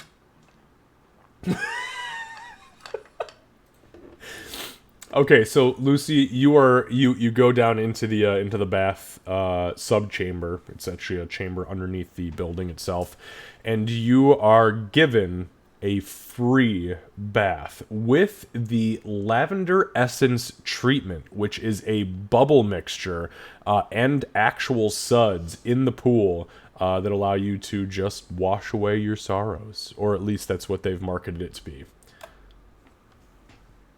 Or just. It is wonderful. It is, I mean, it truly, and being somebody who is used to the quote unquote high society, even though you masquerade in the low society, it is a true treat. And it is no bullshit. I mean, it's the full works. You have this probably younger, like just creeping into middle-aged dwarven woman who offers at least the full foot massage, descaling of the feet, the calluses, the hands, the calluses, the full hand massage up the wrist and into the arms and then into the biceps and shoulders, and every, like 6 or 7 inches within that massage comes if you accept it, comes a very audible, "Is it alright for you, dear?" I think Gray would consider it, but then he'll realize who he's traveling with. And this is probably just end up declining and going. Maybe tomorrow. Alright, dear. You come back whenever you're ready, and we'll take care of you. In the meantime, here's a little extra bubble bath for you. And she puts a little vial down next to you, which has like this translucent, this purpley translucent liquid inside of it with a cork on top. And when you pop the cork, I mean, it is like raw lavender essence in a syrupy liquid. Being empty. And it makes the bubbliest of fucking bubble baths that you could have ever bubbled. Gray has a beard now. You're welcome. Bubble beard Gray. Oh, shit. Okay. So, a little time passes. We'll say, for the sake of brevity here, another hour. So we're probably about 9:30 or so. Josa comes screaming into town. Literally. And to the front doors of the House of the Dwarf Lord Inn, where she is unsummoned, and Doc and Ree step inside. And strangely enough, this whole place smells like rabbit stew and lavender. Fuck yeah, it smells amazing in here. Yeah, that was a necessary trip. So you find your way back to the main room. You enter the room. Aurora is there. Gray is just getting out of the we'll say I'm assuming Gray is still indulging the bath. Is that right, Gray? Soaking Soaking it in. Got to get it. those. Old man fingers when he comes out. Hey, that's all right. He had old man fingers when he went in, so it's not. I'm just kidding. It's all that dark energy. No, I'm kidding. Okay, so soaking it in, truly enjoying it. And you come in, Aurora, Doc. What would you like to do? Yeah, that we needed to go out there. He was freaking out. He actually smashed his head off of a boulder to try to get the demons out. And knocked himself right the fuck out. Hey, Greg, could you, not do that anymore? Gray is not here, actually. When you walk in, Gray is not in the room. All right. Let me say that to the air then. Oh, where'd Gray go? Probably practicing. Listen, it was absolutely your turn, Aurora. It was your turn. Where did he go? He went to take a bath. I think he was. Okay. I think he was trying to get ready for trying to make an impression. Oh, you think so? All in the same room. We do have that second room. We could give him some space. I think you should go for it. Oh my god, you think so? Really? Is he taking a bath for real? He is? I don't know. I was just happy you had the god-awful book put away. Oh, it's so terrible. The ogre should be fine. We need to talk. Could I you think- phrase that in a slightly less ominous way? Let's you have a kind of said chat. that in the same way, like right before you killed me. Oh, shit. Oh no. I will Yeah. never use that phrase Yeah, you again. gotta work- We don't you need gotta to work on talk that. like that. Listen, I had never had to kill my best friend before. I don't want to have to do it again. Okay, so what happened? Referring to which part? And she's gonna sit cross-legged on the bed and give Doc her full attention. You don't reflect lightly, usually. Usually when you're reflecting, there's a reason. So, what happened, or what was said, or what knowledge did you gain, or, one of the plethora of things that happens to us usually when you have to reflect in the short time that we have been together. Well, so he's definitely more aware than I thought, and he wants to help. I think it's the easiest way to put that. Doc, make a perception check. Well, that doesn't sound so bad. I was so much better a second ago. Okay, thank you. So, okay, so he wants to help. So what did you do during the autopsy? Or what did he do? Is that the better question? We kind of just paused it. It's a little bit of a booyah reset, I think. It's, Doc, make an insight check. Okay, 22. Aurora said, "We." I'll just leave it at that. Okay. I have an important question to ask you. She stops for a second and she's really obviously, Doc doesn't do this very often. Usually she just says what she's thinking, but she's really thinking about how to word it. Were you willing? Are you asking if little Meepo took over my mind and... He has an entire hand. Yes, she is. Yes, that is a hand. Hand connected to the heart and the soul. You are avoiding the question, which makes me nervous. He's gonna kind of sigh. Yes and no. Yes, we need to do something. I asked, I kind of opened it up a little bit, and yeah, then yeah. You said, "What do we do?" and Meepo had an answer.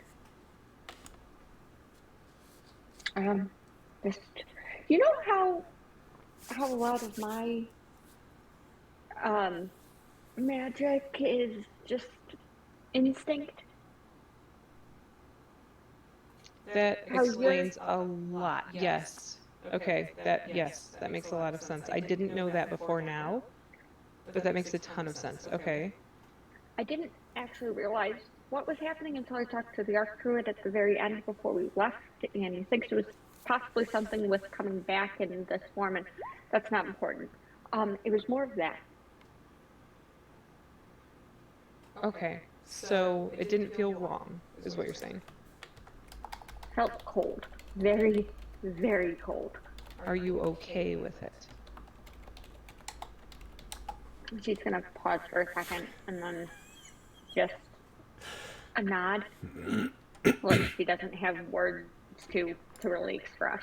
I know Meepo is a good being, so I'm not worried, but it's not every day that my friends possess each other, so I'm trying to get a really good feel for, what's going on in your body and your mind.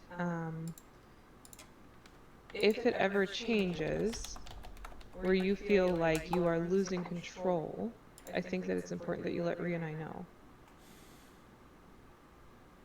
You're wrong about it. It's not possession. It's a togetherness. That's even better. But my statement still stands. I don't think I have to worry about little old Meepo suddenly Listen, I loved Meepo too from the very first moment that I met him. I know that he's a good being. It's symbiotic right now. If it ever changes, say something. Either way, not just for him either. If you feel like you are taking over, then that might be something we need to consider as well, because we do love Meepo. Aurora's gonna get kind of a not quite guilty look, but just a inwardly reflecting, I'm not sharing everything look as she thinks about all the things that she spent the entire afternoon reflecting on. If I see your facial expression change, you probably Make an insight check. Thank Make an you. insight check. Sorry, I should be. I'm 10. dealing with bubble beards here. Yeah, a 10. Yeah, no, you notice it. You've succeeded enough in the past with looking and understanding and identifying Aurora's being as a whole to where you pick it up. I'll give a side eye, but she's not gonna push. Okay. So Golthrax was fine, other than smashing his head off of a boulder. We're gonna have to try to probably visit him Monday. I think tomorrow he's gonna spend the day hunting to fill his belly. But I don't have a whole lot else.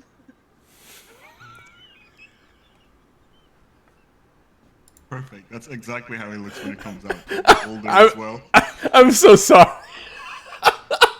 I couldn't help it. I was like, yo, what happened? So the first thing I searched was Bubblebeard Angel, and it gave me some weird shit. So I was like, okay, we're gonna back this shit up. I had to clear that browser. Yeah, I was like, okay, my fucking FBI agent is looking at me like, bro, what the fuck was that? Oh my gosh, I laughed my headset off and I have so much laughter moisture, it's not even funny. Okay, sorry, I digress. Please continue with your very intense RP.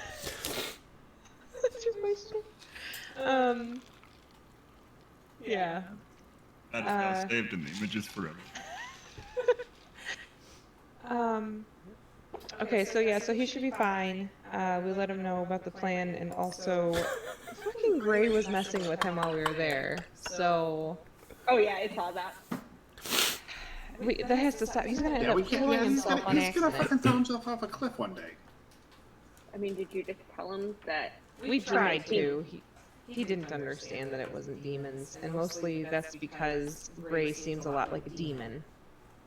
Okay, so tell him to punch the demon in the face if he doesn't like I it. kind of did. I told him to tell him to fuck off if he talked in his brain again, but he said that he's gonna just ignore him. So, ideally, Gray won't waste resources on fucking with the ogre, though.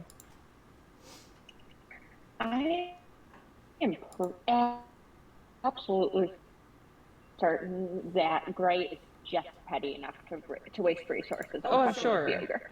I'm sure that Gray is.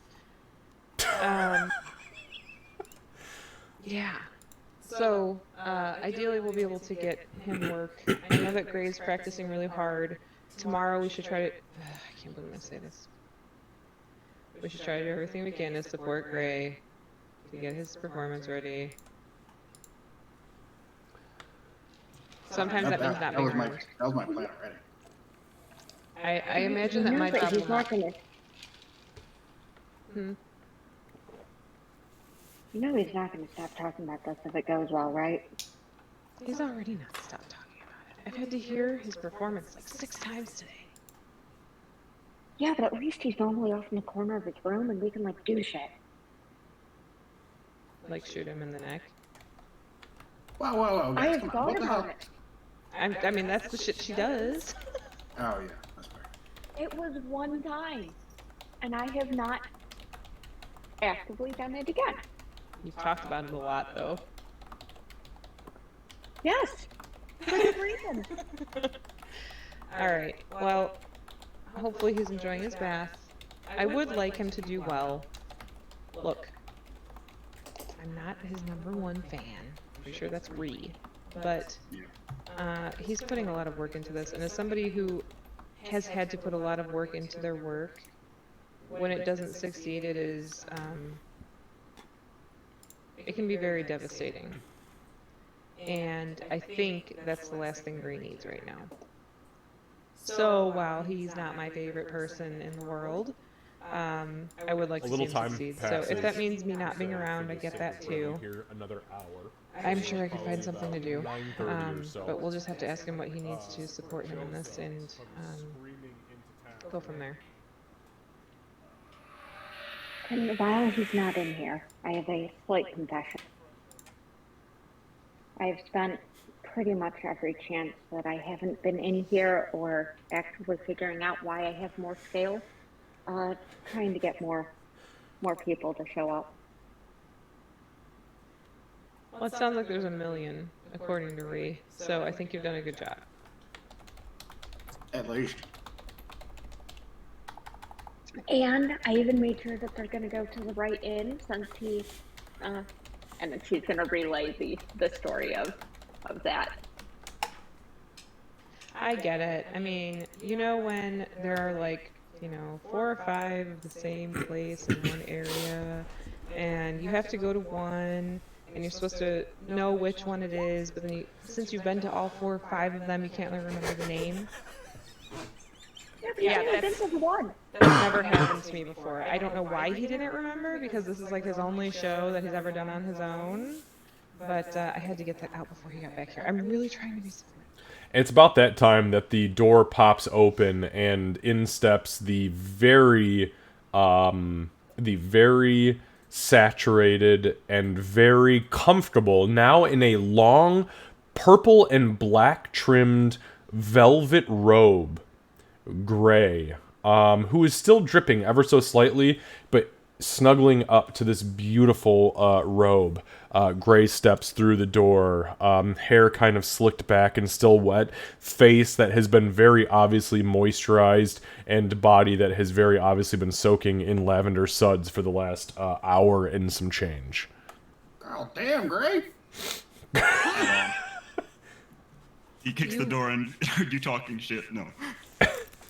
You fucked up our ogre friend. Oh yeah, that. Why, what Yeah, happened? yeah. Well, he Please don't talk smashed to his his brain head on anymore. the rock. That's hilarious. It's not He hilarious. was about to kill himself, man. He was gonna throw himself off a fucking crevasse. He was. My intention wasn't to have himself off a crevasse. If he Well- did, though, it's not my fault. Well, no, absolutely, Literally would be 100% your would fault. be your fault. Like, No. like it would be literally nobody else's fault, only He yours. said, I think he literally said, if I hear any more demons, I'm gonna throw myself off a fucking cliff. I'm almost positive that was verbatim what was said. Well, if you survived, I'm sure he will. You saw the last ogre that threw himself off a cliff, right? Yeah, you I fell on him. landed in him.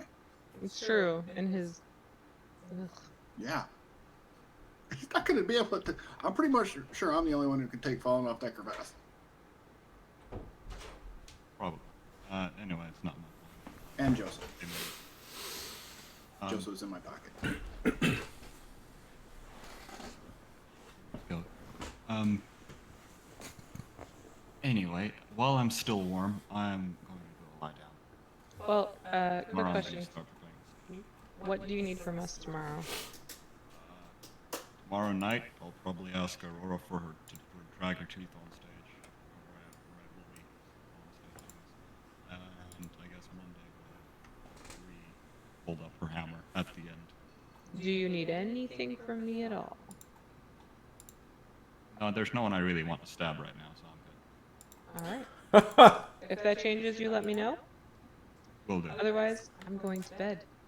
He's gonna point towards Aurora and Doc and go, "You guys make out yet?" No. He did that. No. Nah, not yet. What do you mean yet? What? They're definitely gonna do it. Yeah. In your eyes. So? Bree, I feel like, honestly, if that was going to happen, it would be you and me before it would be me and Aurora. Oh, really? That's weird. Aurora's just gonna look, and her weird hawk eye is gonna like just kind of catch the light, just glint for a second. And she's not gonna say anything. Got She it. So we're definitely making out did not. tonight. She definitely did not spend time like looking in a reflection to figure out how to do that in an appropriately dramatic way. Oh, I think that's the first time you've been, like, really scary since you changed. Good job. Now learn to do it with your whole body. Anyway. I have a bow for that. We've covered this many times. At least once. Okay. Good night, everybody. All Gray does is puts his hat on and then Okay. Doc will, after Gray lays down and puts, like, the hat, I'm assuming, like, over his face, absolutely. Yep. Doc will catch Aurora's eye, and then she's gonna have, like, this stupid look on her face and pull the sickle out of her backpack and just, like, smile over at Aurora and then put it back in and lay down. Aurora is going to try to look like she has no idea of any significance with that. Insight check. Yeah, and make a deception check. She's gonna win. Well, we don't know this. Roll we- one. I'm gonna roll it in roll 20. Yes. With the -1. Yep. Yes. Ooh. That's very close. That was very close, but yeah, you ain't getting shit. Damn it. Doc will she'll actually like tap herself on the head with it, like the side of it, and just be like, oh, and then go to sleep. All right. So everybody beds down for the evening. All right.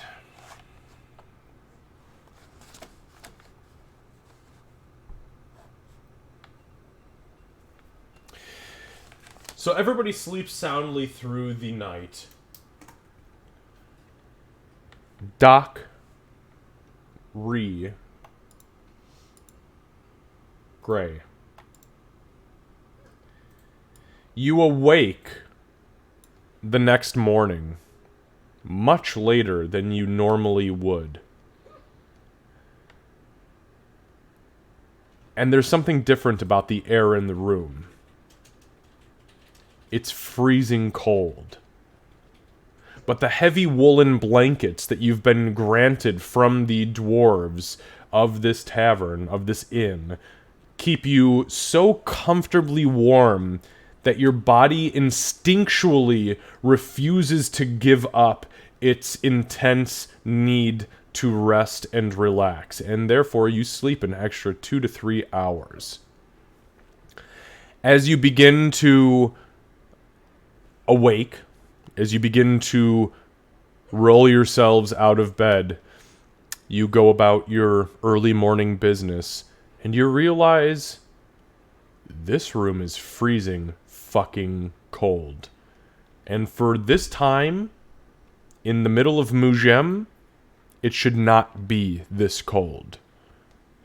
You all collectively glance over to the northwestern corner of the room. It's the upper left-hand corner where Aurora was sleeping.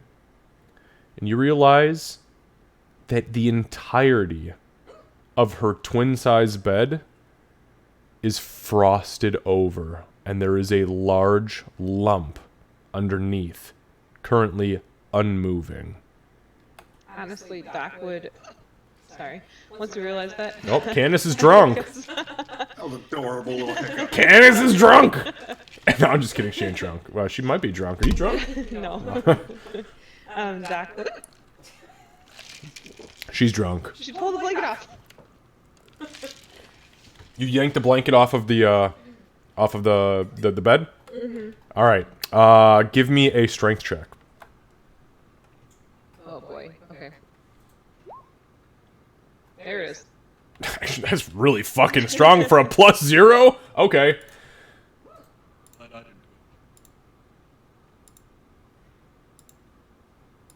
it. Underneath, where Aurora had fallen asleep the night before, you find an egg-shaped, I want to call it cube, but it is not. It is an absolutely solid, frozen to the core egg of ice. Can we see into it? Hang on, I'm not done yet. Sorry. See, told you she was drunk. I'm not drunk. I just. It quivers ever so slightly. And as you stare at it, Doc, you see internally there is something very deep within its recesses. The egg itself is probably about 1.5 times the size of what a small creature would need to exist within. It's fucking massive. Like ostriches don't lay eggs this big. Doc's gonna turn to Rhea and say, "What do we do?" What the fuck? So much for not taking over her body. I said this. She didn't tell us. What do we do? Do we like keep it warm, keep it cold? I mean, I know like if chicken eggs, you sit on them. Is that what we gotta do? Are you implying that we sit on Aurora's egg? Yes. You're gonna do it eventually. She'll be so mad.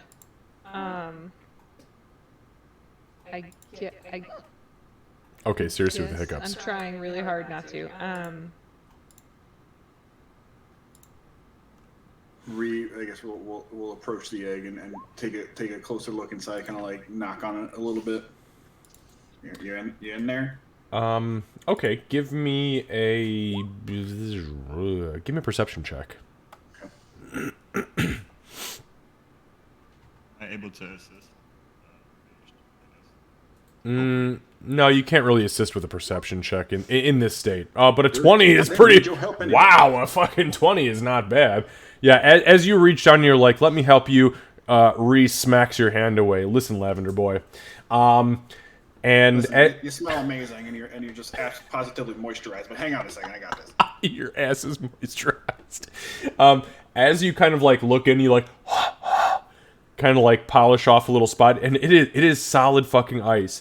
As you glance in, you see the curled up form of what is or was Aurora shift ever so slightly, Ree, and this little eye blink open at you, and you see a perfectly centered reptilian style slit eye staring up at you.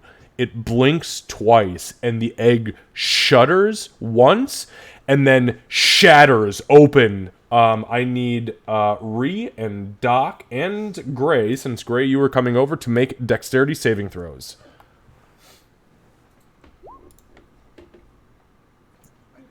Do you have an advantage on this? I'm gonna use my inspiration. Okay. Advantage on this because of danger sense. So. That's better. Yep. Nope, didn't mean to put that in there. No, it's okay. I do appreciate that. You absolutely saw it coming, though.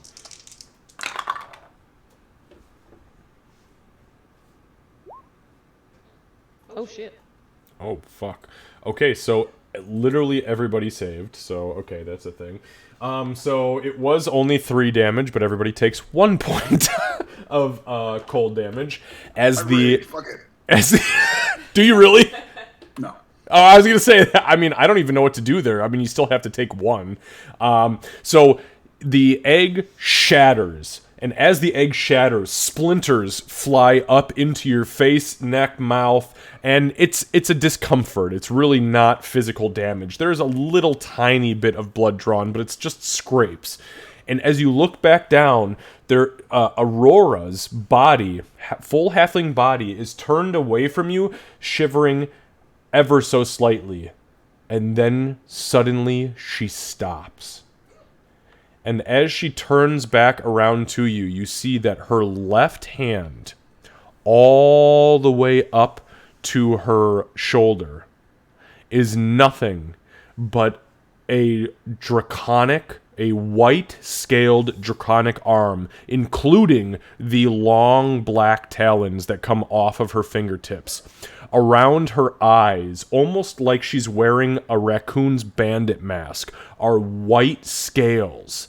And small scales that kind of like drift back and into her hairline. Nothing else is too obvious outside of that, but that is her new being as she looks up at you. And Aurora, as this entire thing has been unfolding, you've heard nothing but whispers in the draconic language to you, spoken directly from the voice of Meepo, however terrifying that may be to you, telling you whispers and secrets about the bloodline that now runs through your veins. And there you see Aurora looking at you. Also, her eyes, both of her eyes, one is a hawk eye, the same big, spooky-looking hawk eye. The other one, which is her right eye, is a white draconic eye. I guess Gray would kind of look around at the ice, look at Aurora, and go, "Yeah, campfires." Jesus, how? Yeah, I guess I'll repeat. So much for not taking your body. What the fuck happened? She's gonna kind of take a second and look around and reorient herself, and not immediately respond. She's, crisis mode first. Do you feel okay?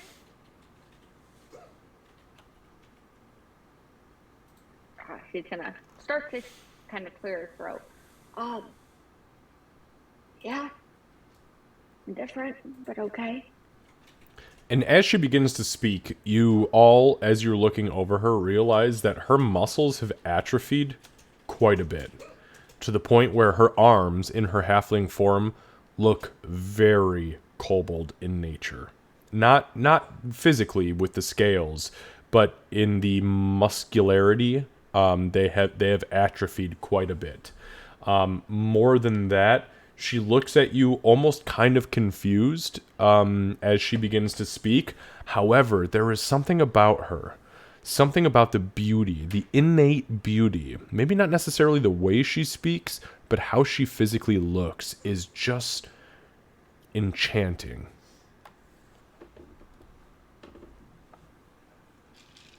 Hey, you look so enchanting right now.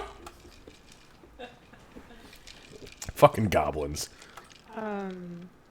Okay, so this was kind of what I was trying to bring up last night. Do you know what happened?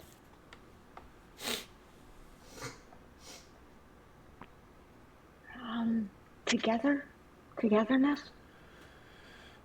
And you felt it, Aurora. During your long rest, there was a bond. There was a coming together of the essence of this white dragon. And Meepo, when he brought it to you, it wasn't like, I am bringing it to you as Meepo. He brought it to you as in, this is Calycrix. And I offer her to you as you offered yourself to me as a vessel for protection. And that is where that bond happened. And then, boom.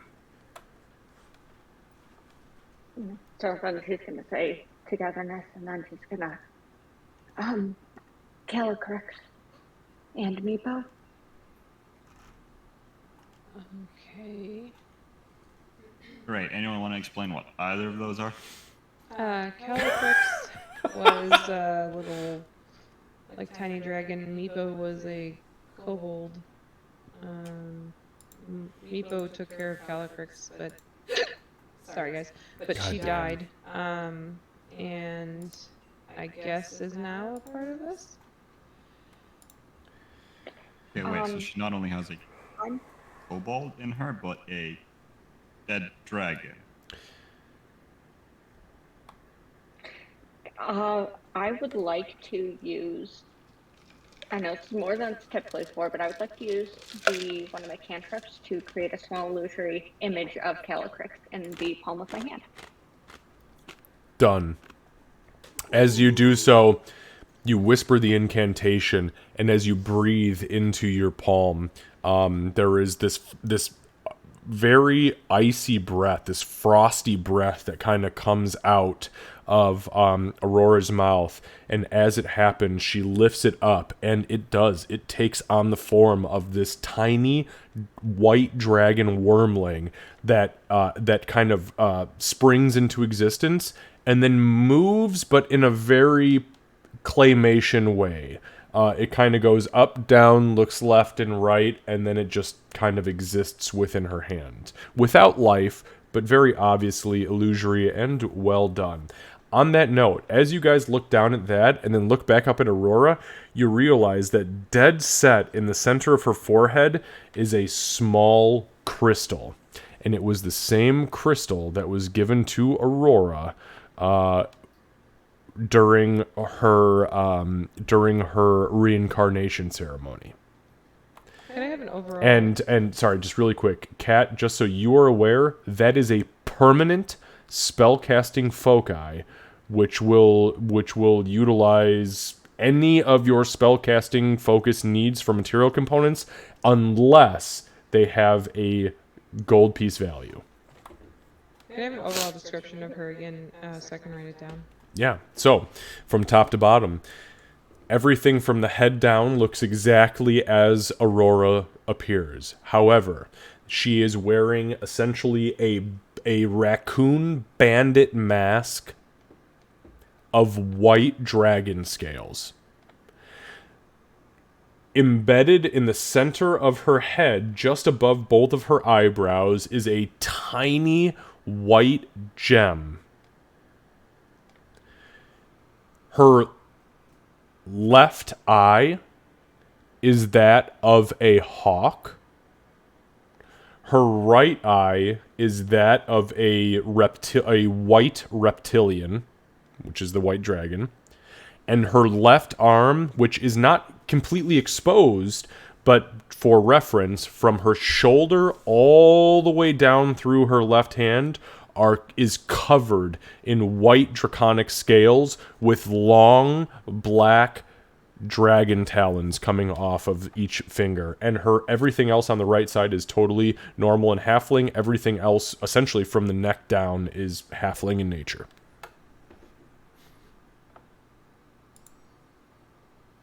Cool. I love it. Thank you.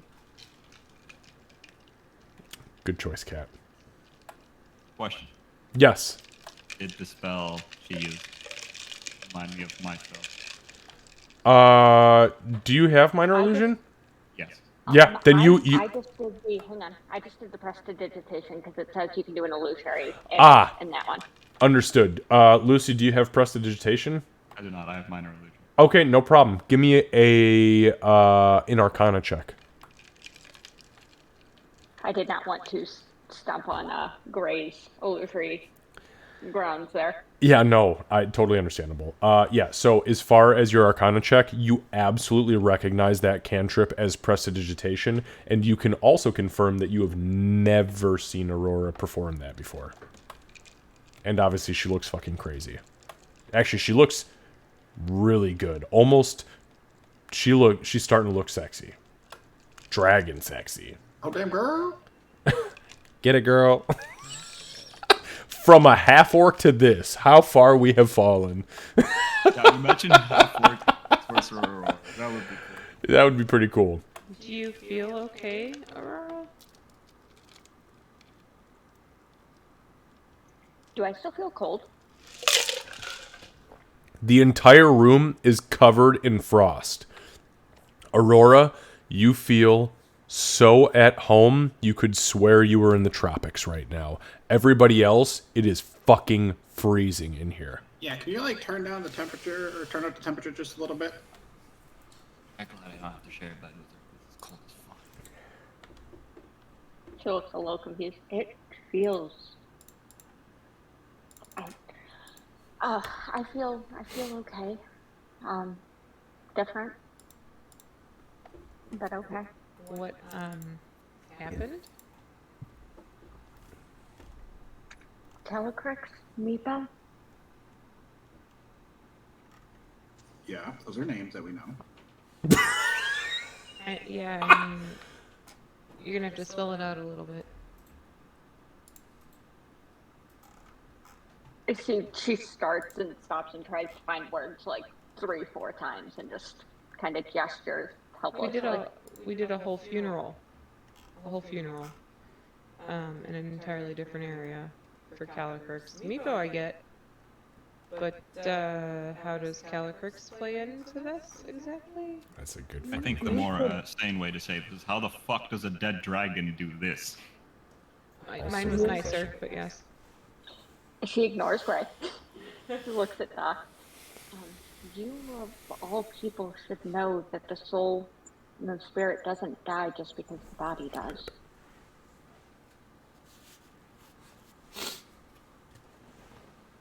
I guess. Doc, make a medicine check. I very rarely say passive medicine checks, but Oof. never mind. Fucking people I just look who, weird. boy. Yep. She's fucking something strange about her. So, okay. Is it like she latched on to Meepo and then Meepo latched on to you, so now you're triple latched? I don't understand how Calyx plays in. Meepo was a protector. Dragon blood ran through his veins and in his magic. And now he gave me some of that. Okay. Wait. So you're saying the thing in your chest basically gave you magic?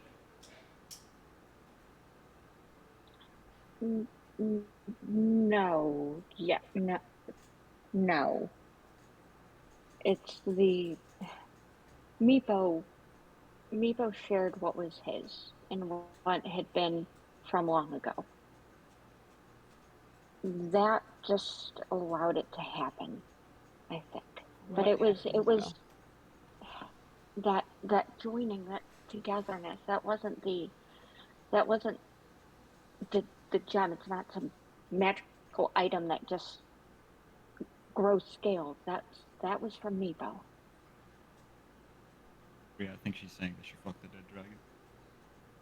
I don't Oh, think sounds that's like it what to me. she's saying. Okay, so we've seen weirder things in the short amount of time we've been together, so I accept it. You feel okay?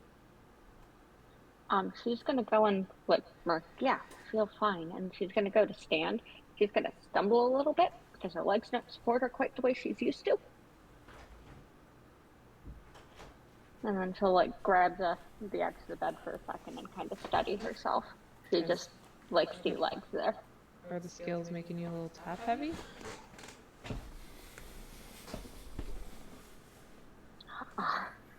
Guess I just have to get used to it.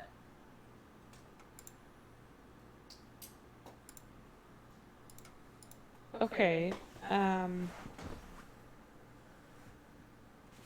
Well, this is a significant change, so I guess, today was supposed to be about Gray and his thing. Yeah, this is not how I wanted to start this on that. Way to steal the fucking show. I can stay back here, or Is there anything in this room that's like a mirror or something? Yeah, there is a full standing mirror in the bottom right hand corner of the room where the bath barrel is. I want to call it a tub, but it's just a fucking barrel. Okay, then she's going to just go over and look and see what the fuck. So you walk over there. You stare yourself in the eyes, which are from what you were a couple weeks ago. Quite literally just a couple weeks ago. You are now a hawk-eyed, draconic-eyed, scaled...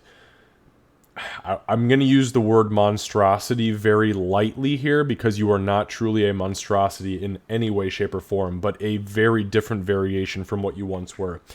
And you hear, in your mind, as soon as you pierce the gaze and into yourself, I think we look great. You look even better. And Calycrix looks wonderful on you, Aurora.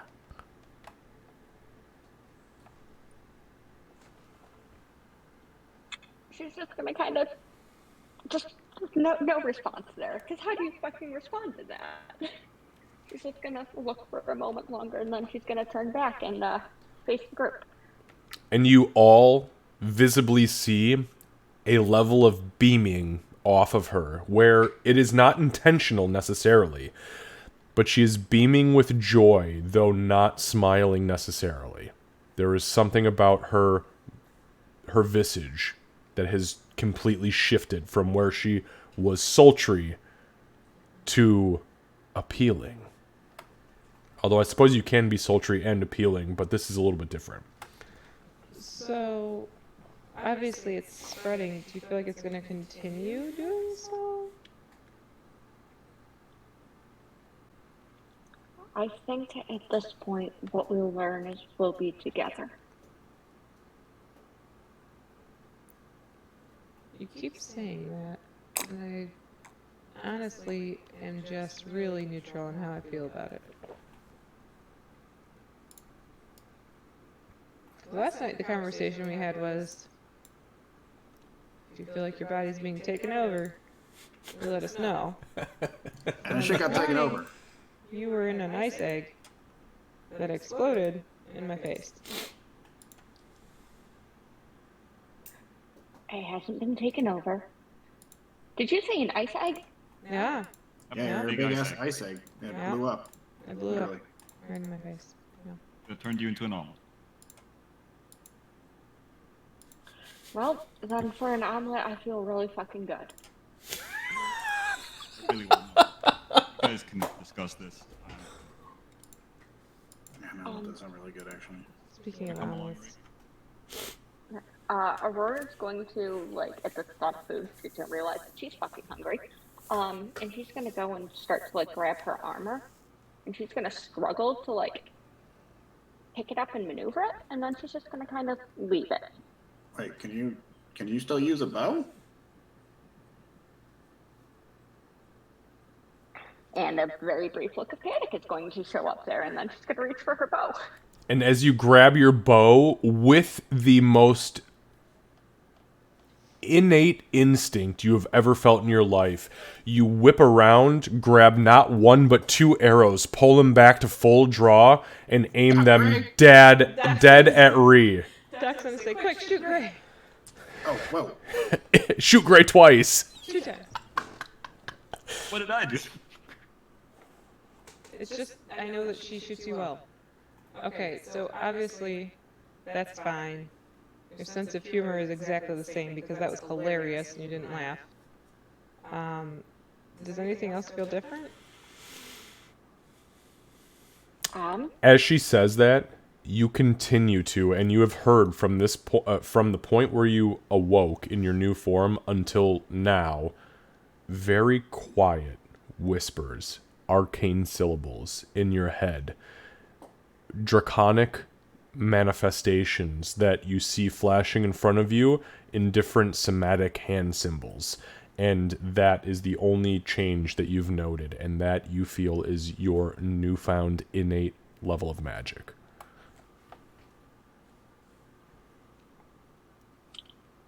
She's going to she's going to follow some of those sigils, whisper some of that draconic, and then point at Doc and just whisper. Ice blast! No, I'm just kidding. Yeah. I could. You could. And just whisper, cast message, whisper. I feel like it's meant to be. Or like it's as it's meant to be. And as that happens, you see her open. So you see her, she flashes these symbols, right? As she does so, she traces this rune in the air, which leaves a trail of, like, almost icy steam. The icy steam fades away, and you see the gem in the center of her head take the material components and flash a bright blue for just a moment. As it happens, you don't hear her audibly, but she whispers under her breath, and Doc, you hear what she said clear as day. Only Doc. Doc will grab her head for a second and go, "Gah, brain freeze." And as she does so, Doc pulls her hands away, and you see condensation dripping off of her fingertips. Okay. I might need to work on that a little. That's gonna take some getting used to for sure. Okay. I think that's new. You weren't real forthcoming about what you could do before, but I feel like we might have noticed that. Okay. Are you still able to do the other stuff you were able to do before? I guess we'll find out. Yeah, when instinct calls. Speaking of which, I need food because now I feel like I'm hungover. Do you have a cloak that I can use? Let me look. Doc will dig through her backpack. We got a gigantic orangutan pelt, monkey pelt. I mean, I think I have a, oh, what are they called? A mantle. I have an extra mantle. So, Doc would give her mantle over. It's not a full cloak, it'll cover your shoulders and your head. And we can get you a full cloak, we'll go shopping today, if that's what you need. Yeah, I don't think that armor's going to be right now. Maybe we can trade it for something. Okay. Yeah, we could do that. Now, food, please. Yeah. I guess I'm Okay. fucking on, lads. Yeah, we're all gonna go out to the, like, seating area and get breakfast. Alright. Gray, are you coming with as well? I was already out. Oh, great. Fuck. Okay, sorry. These assholes are role-playing, and Gray's already like, yo, did you call for breakfast? Because I like bacon and ham. Turned into a lizard, who gives a fuck? It's more of it's too early to deal with this shit. Yeah, right. We need to teach you about the. Have you heard of the Our Lord and Savior coffee? Which is hilarious. Yeah. Oh, Sybil. Okay. So everybody collectively heads out into the main into the main hall, the seating area. You order your basic breakfast. We'll say that it is 1 silver per person. So, Lucy, if you want to take 1 silver out of your inventory, and then Candace, if you want to take 3 out of yours. Oh no. You are given, whoa. I'm good. good? I clicked X on it on accident. She drunk. No, I'm just kidding. I'm not drunk. I know, I'm just fucking with you. Actually, Yeah, go ahead. you can keep your silver. I think we're gonna get one for everyone. 'Cause Oh. He needs their help on Monday, so. Oh, okay, okay. Doc would definitely go into the bag though. Until So- Gray admitted it. Yeah, so Gray is already seated as the conversation before is happening. There are already plates sitting out, and as the tavern keeper comes to collect the to collect what is due, Gray's like, no, I got this, and pulls out the remaining 3 silver pieces and slaps it down, and everybody is served a massive plate. We're talking like 4.5 eggs a piece, served into like a scrambled omelet with cheese, like a goat cheese, ironic. Like, yeah. You want my cheese? No, I'm just kidding. That's fucked up. So there's goat cheese, eggs, bacon, and all sorts of tomatoes and potatoes mixed up into this big scramble on your plate, and that is the breakfast for today, and it's delicious. Absolutely fucking delicious. The Doc will give Gray one of these. I'm like, alright. Nice. All right, so you all sit and you eat. The meal goes by. There's not a whole lot of interest as far as the happenings of the tavern on the inside. Is there anything anybody would like to do today, which is Sunday, the 22nd of Mujem? We'll call this about 10 o'clock in the morning. Ray will actually start talking with Okay. stage, maybe some space that he can have himself. I guess finding out how far the seats away from him would be just basically setting up. Okay, so what he tells you is that his intention is to hang on. We're playing a role-playing game. I'll role-play with you. He says Speed it up, I want to get to it. yeah, he says well, Mr. Gray, I'm intending on putting the stage directly in front of the door. We have 12 guards hired on for the evening to be outside the front door, and those who do not have a ticket shall not enter. Those who do have a ticket shall be on the inside, and you will have a buffer of about 5 to 15 feet, depending on any given direction. That's not including people who may be walking or milling about. But you will have a stage that is 12.5 feet deep by 10 feet long by about 4.5 feet high. Is that acceptable for you? That should be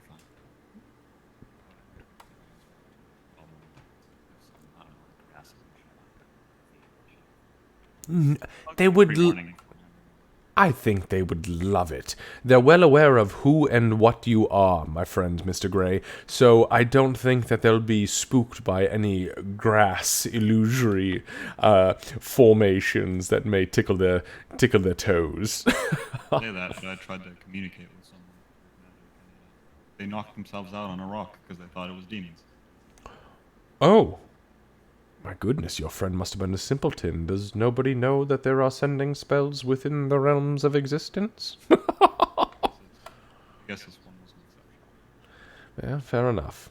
Yes, so we'll give you your stage directly in front of the door. Guards will be stationed outside to ensure that nobody barges in from the rear, and you will have the entirety of the tavern to yourself. Is that acceptable to you, Mr. Gray? Wonderful. Now, mind you, we will be serving supper, which means that the house will be packed. And as of this point, and he starts to flip through paperwork, we have 142 tickets sold to this event, which will not only be lucrative to you, Mr. Gray, but will be very lucrative to me. Of course, you're providing the location and I guess food, so Well, yes, of course. We have to incorporate our overhead before profits are concerned, and obviously anything left over is split between myself and you. there was something I wanted to say, but I forgot. Oh, no, please take your time, Mr. Gray. If you can rattle your brain, tickle your Oh, yeah, noggin. I remember. Oh, yes, please. 142, that's a lot less than what I was told. Which is a good thing, because our goblin over there, pointing at Reef, is probably like devouring food. Yeah. He'll go, told me there'd be 1 million, which... Oh, goodness, Mr. Gray. And he switches to Celestial. And he says to you, in a very sing-songy voice, Mr. Gray, you and I both know that 1 million is an irresponsible number to be spewing to a bard of your grandeur, and I mean no offense, but you and I are both aware of performances both near and far, and 1 million is something that I could not concoct anywhere on this plane of existence. But 142 is the highest that Underhill has seen since its inception in the days of old. Gray will stay in common and just go, I didn't expect it to be a full 1 million. It is 3 we're talking about here. But it did feel like it'd be a lot. From what I heard, there's been, I guess the numbers seem to be it's great that it's this amount. It is a great amount. So he gestures around the room and he says, Mr. Gray, this is in Celestial still. He says, if you and I can both be on the same level for a moment, and he points to all of the seats, I barely have enough room for everybody to sit and for everybody to stand, as my max capacity in here is maybe 150, and that is shoulder to shoulder. You, Mr. Gray, have succeeded in a packed house. That is a very good thing. Thank you. I guess if you need any help with anything, not requiring strength. I require It's my nothing. first solo performance anyway, so Mr. Gray, I require nothing except for your utmost professionalism and performance-worthy capability. Everything else will come in due time, and I promise that you and I, my friend, will bank on this situation. Not just that, but I personally am very interested in this performance because I want to hear your story. You and your friends are strange, and strange is something we don't see here often in Underhill. So please, focus on your performance, focus on your story, and regale the dwarves of Underhill of the unlikely heroes that will be, that are currently. and I guess he'll start to walk away, turn and go, oh, right. I'm gonna put something on stage tonight for the people tomorrow. It's gonna be a secret. Don't be surprised if there's just something covered with a cloth or something. He kind of nods furiously and he says, you're going to need to come back tomorrow, though, at about midday, because that's when we'll build the stage. Today's only Sunday, Mr. Gray. And And... I'll be bringing it from Sunday night tomorrow. Ah, yes, no, understood. You come back and you see me, I'll be here, and we will make it happen. I guess I'm gonna go back to... Okay, so Gray rejoins the group.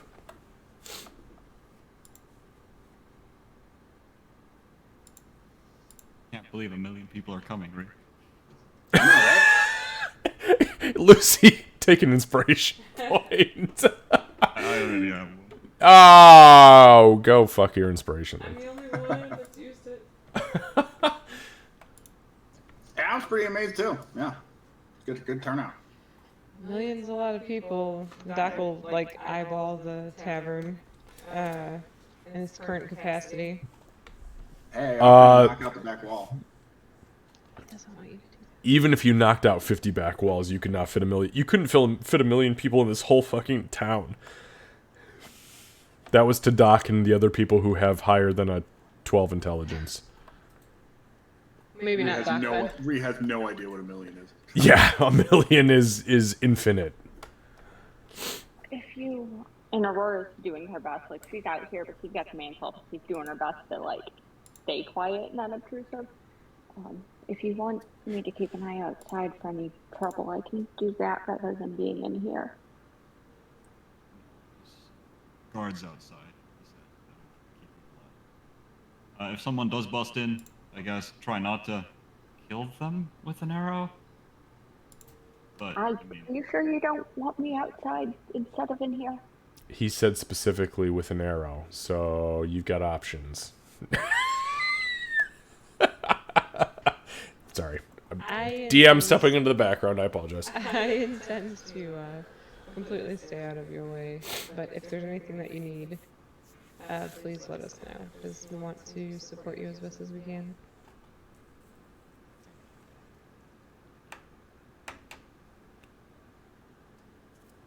Okay, so it is close to midday through Sunday, the 22nd of Mujem.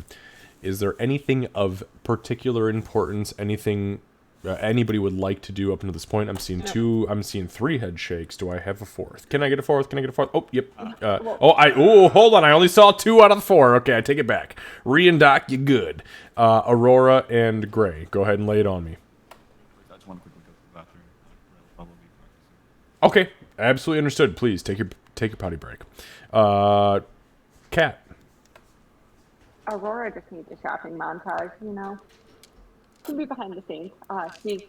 I'm going to be ideally getting rid of the studded leather that's really fucking heavy, and doesn't do me any good anymore. And then I just need, you know, traveler's clothes and stuff, and a cloak, stuff that I can, new gloves. Okay. Give me just 1 second. So you said you had studded leather, is that right? Yeah. Was that magical studded leather? Was it +1 studded? No, it was just studded leather. However, Okay. it was the druidic leather that Boper had put the studs on. So it's Oh, so it was very special. Okay. yeah, All but right, it's hang on. really heavy now. Okay, so you have druidic leather, druidic studded leather, and you wanted to trade that for what exactly? Well, I was going to see if Doc would take points on the like selling and things, because she's better with that than I am. But I was going to get rid of that and just get some nicer traveling clothes, stuff that I can use to kind of hide my now very scaly appearance. Okay, give me 1 second.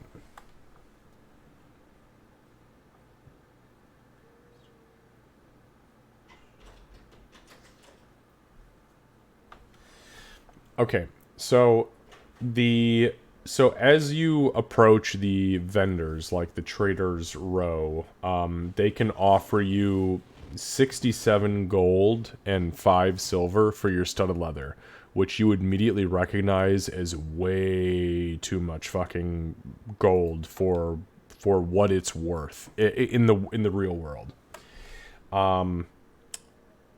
You said 67 gold, 5 silver? Yes, but Yeah, I'll do that. Okay. but to trade for traveler's clothes, for a set of quote-unquote traveler's clothes, you will gain a set of traveler's clothes, okay, which is just, you know, standard small humanoid size, gray, very gray brown, kind of like muddy reds. And you will, on top of that, gain 62 gold and 5 silver. Because it pretty much costs fucking nothing. Nope, not you. This is just for Kat. Yeah, I was gonna put it in her because I'm keeping track of everybody's. Oh, are you keeping track of Are you keeping track of everyone's currency? Is everyone got this listed? We're good? I can actually take this one Yes. because I don't know if I'm going. Because Aurora doesn't know if she's going to need to be buying weird magical stuff, because she doesn't know how this works. That's true. Just And knows she's that dropping people like always 13 pounds, so that's fucking perfect. So, Okay. I've so got the coin purse. oh, even better. So yeah, you've got 62 gold. So gain 62 gold and 5 silver drop your studded leather armor, the one that we have in your inventory, and then also gain a set of traveler's clothes. Awesome, thank you.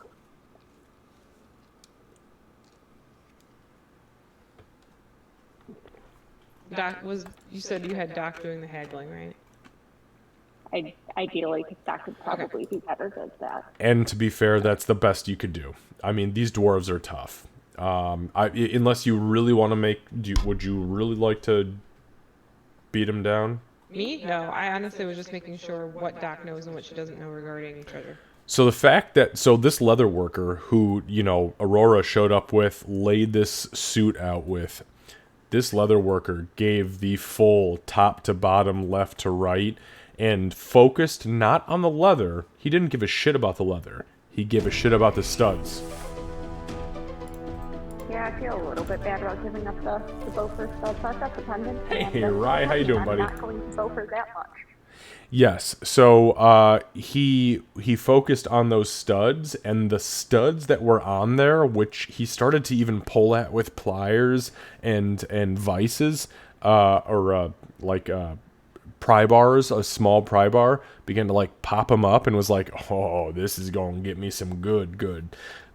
Which means that Beaufort probably had some sense about him as far as crafting studs were concerned. So, yes, you successfully managed to haggle down for the 67.5 or whatever what was that I said. Rye, how are you doing, buddy? Thank you so much for popping in. Did you rebrand again? I see that you are Ryan J. Gaines. What's up, my man? How you doing? If not, can I get one?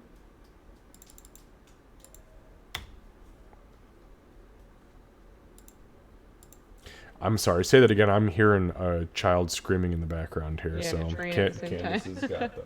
Can you shut that? It's not. You're hearing to the wall. It's turned down. Oh, is it okay? Yeah. What is his deal? Why is he thrashing like that? He just woke up and decided to scream. Okay. Settling us, hopefully. Anyways, we got a kid who's upset. What was your question, Kat? Oh, I just asked if it had a cloak with a deep hood. Oh, you mean as far as the traveler's clothes were concerned?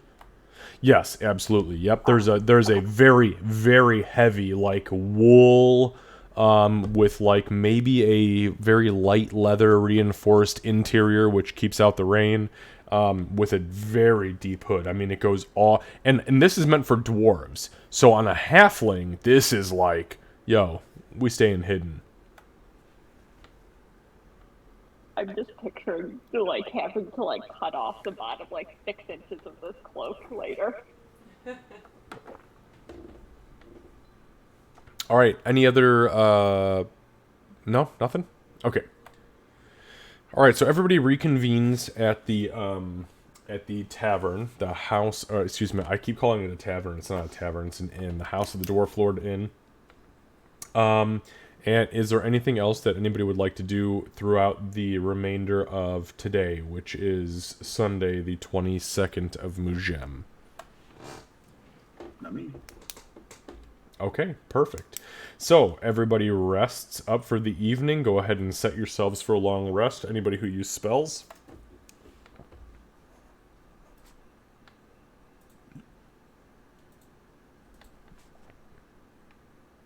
I guess for Sunday night, Ray would ask Aurora if she can move her tooth and I guess toss a cartridge after 30 minutes. You want me to leave my tooth out there without anyone?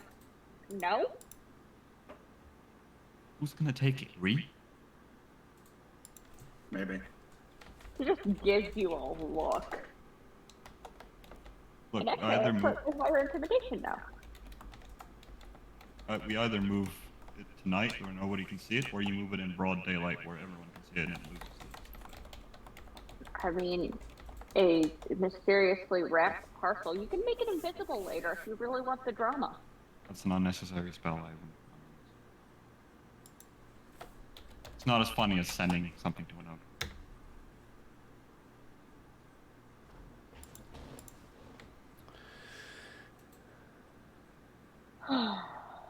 We're supporting you. We're supporting you.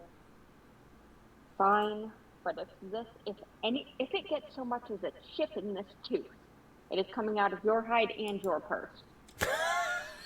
Yeah, I get it. Shoot. Continue. I will make you wish that I had just chosen to shoot you.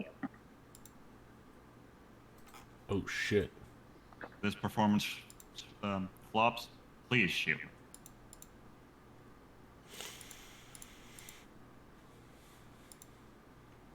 Alright, when do you want it out there? Probably before we go to bed, when most people are not in the town. You realize that it's just going to look like a A giant stick. thing with a cloak on it. Yes. Okay. Okay.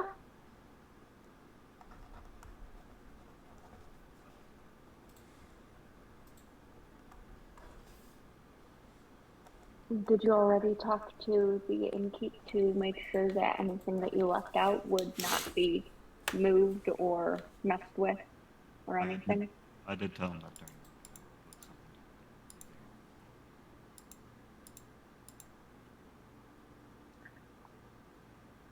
Okay.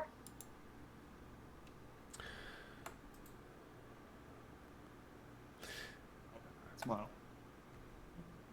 All right, so everybody parts way and beds down for the evening.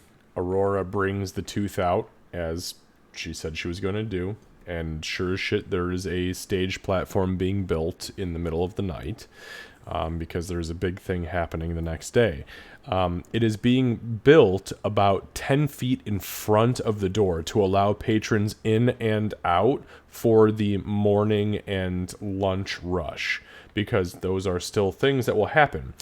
Interesting thing to note for you, Aurora, if you think it's interesting, is that there are caster wheels built into the bottom of the platform that will roll it back towards the door when it is time for the performance to happen. That way people can obviously come in and out and don't have to walk up a set of fucking stairs and then walk down a set of stairs to go into the main room. So, you go out there, put the tooth down, you lay a tarp over. One of the guards tells you that they were expecting a prop, they refer to it as a prop, to be set up in the middle of the night. And as you lay it down, he looks at you and he goes, "Holy shit, that's not a fucking prop, that's a straight up fucking tooth, isn't it?" You're gonna be here tomorrow, right? "Oh, fuck yeah, I got 4 tickets. Are you kidding me? Me, my wife, and my 2 kids. We're all gonna be here." Then you'll get to learn how that got ripped out of something much, much bigger's face. Shh. Hide on a shingle, that's impressive.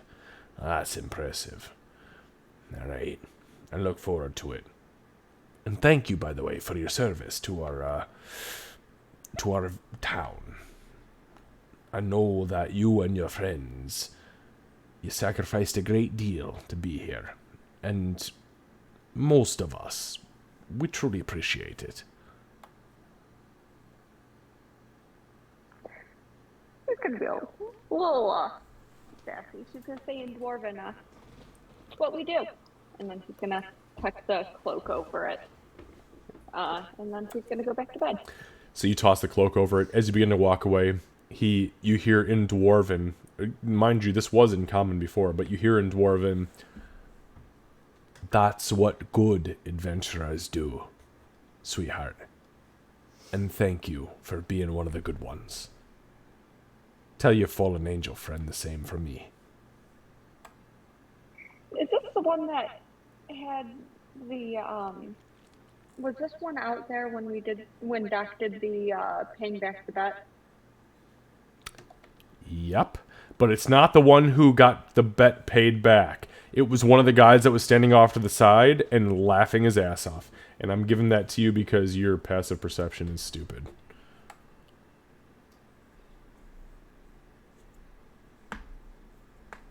Oh, Yeah, okay. perception group.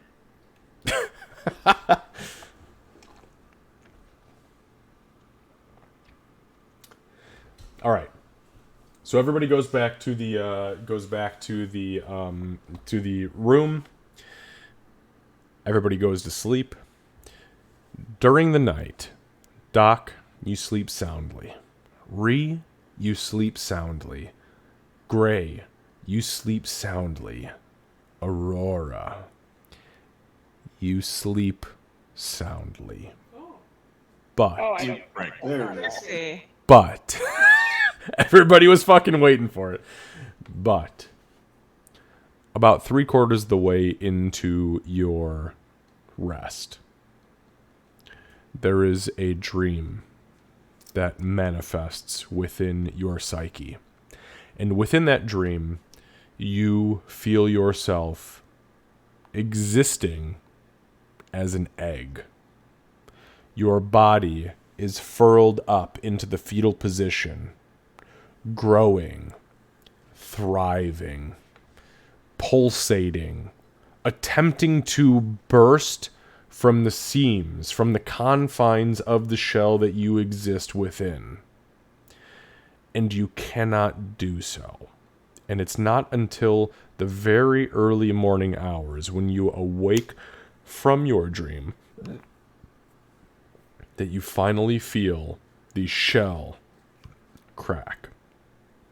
And when the shell cracks, at about, we're looking at 10 a.m., meaning the other 3 of you have been awake for at least an hour to an hour and a half, that you finally wake up in a cold sweat, your body dripping in this weird condensation. Everything about you is just, I hate to use the word, but moist in nature. Everything is I'm not using it in a weird way. Settle the fuck down. As 100,000 people in the distance are like, you feel yourself, though, dripping in this condensation, this sweat. And as you bring yourself back into focus, you realize that it was a subconscious manifestation of you being within this egg and bursting forth from it into what you are now. And as you reach up, you touch your eyes and you feel the mask. And you touch each scale individually, each which crackles under your palm. You reach up to the gem in the center of your head and you run your middle finger around it and you feel the cold emanate. And as you draw your finger out, you see just a trace of frozen fog out onto your middle finger. And you look down into your palm on your right hand and you see a single scale on your right hand. Dead center of your palm in full form. One scale. And that was the fleshy arm yesterday, right? Yep. Yeah, so she could look at that. Then she's gonna grab her new gloves. The non-Javart acided gloves, and she's gonna put them on, and we're not bringing that one up to Doc. All right. Why would you? Her mom. Because you mommed me over my egg crossing yesterday. Stop doing things to get mommed over. Mama, can you hear me? I'm sorry, the party rules did not include no hatching from an egg. That's fair. There are not I any. hate it, but that is I feel like if there were party rules, it also would have been don't buy any magic goats. So there are no party rules. You were given a magic goat. I don't know, who knows, maybe I'll end up getting wings and this will just be really fucking cool. Yes. Oh hell no! I refuse to let you have wings before I do. You could have wings right now. You could have wings if you did good shit, you evil fuck. Ray wouldn't be half as fun. Naughty. That's true. It's true. All right, so we are going to end tonight at I believe it is 10 a.m. On Monday, the day of the performance. It's funny. I've been toting across all my social media networks for 2, if not 3 weeks now that the performance is happening. but we just have too much good roleplay. So it is not going to happen tonight. We will end here for tonight, though, and we will pick up next week. Now, I know that we are creeping into December, and I almost said our next performance. Jesus, that's next week is the performance, but next week, Sunday, is our first week in December. We are a couple of weeks out from our 1-year anniversary of this campaign, and more than that, the week after, I believe, is our is Christmas. I don't think that we will play on Christmas unless I have 100% across the board availability from everyone. If we have one gone, we're not doing it.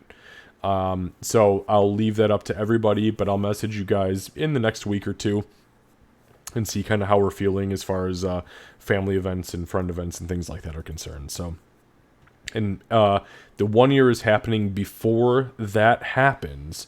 So as long as we get our 1 year, one and done, and then go into the Christmas season and then pick back up the week after that, then I'm totally cool with that. Also, really quick, by the way, congrats, Kat. I'm assuming that you are fucking done with the bullshit. I was gonna ask. Because Black Friday is gone. Oh, no, don't you dare!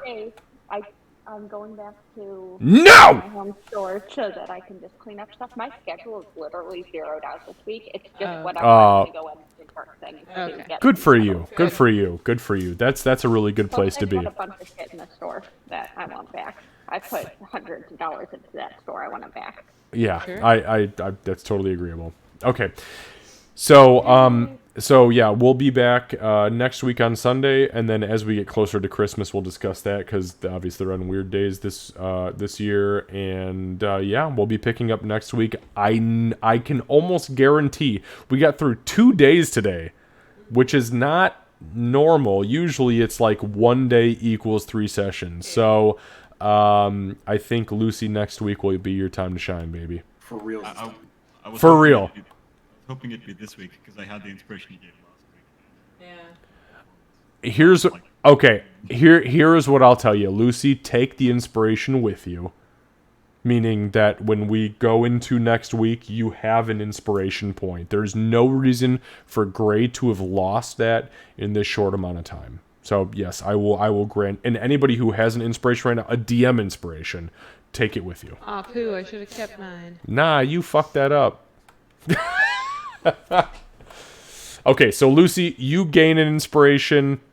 I think Kevin, you've got an inspiration. I'm Everyone pretty except sure. me. Everybody. Aurora, you get inspiration. Rhea, you get inspiration. Everybody gets an inspiration. Except for Doc, because fuck that bitch. No, I'm just kidding. Well, Failed autopsy. All right, guys. Thank you so much for playing tonight, and we'll see you next week. Please have a fabulous week at work for everybody. Lucy, have a great week at school. Enjoy your LARP. Enjoy your friends, and we'll see you guys in 7 days.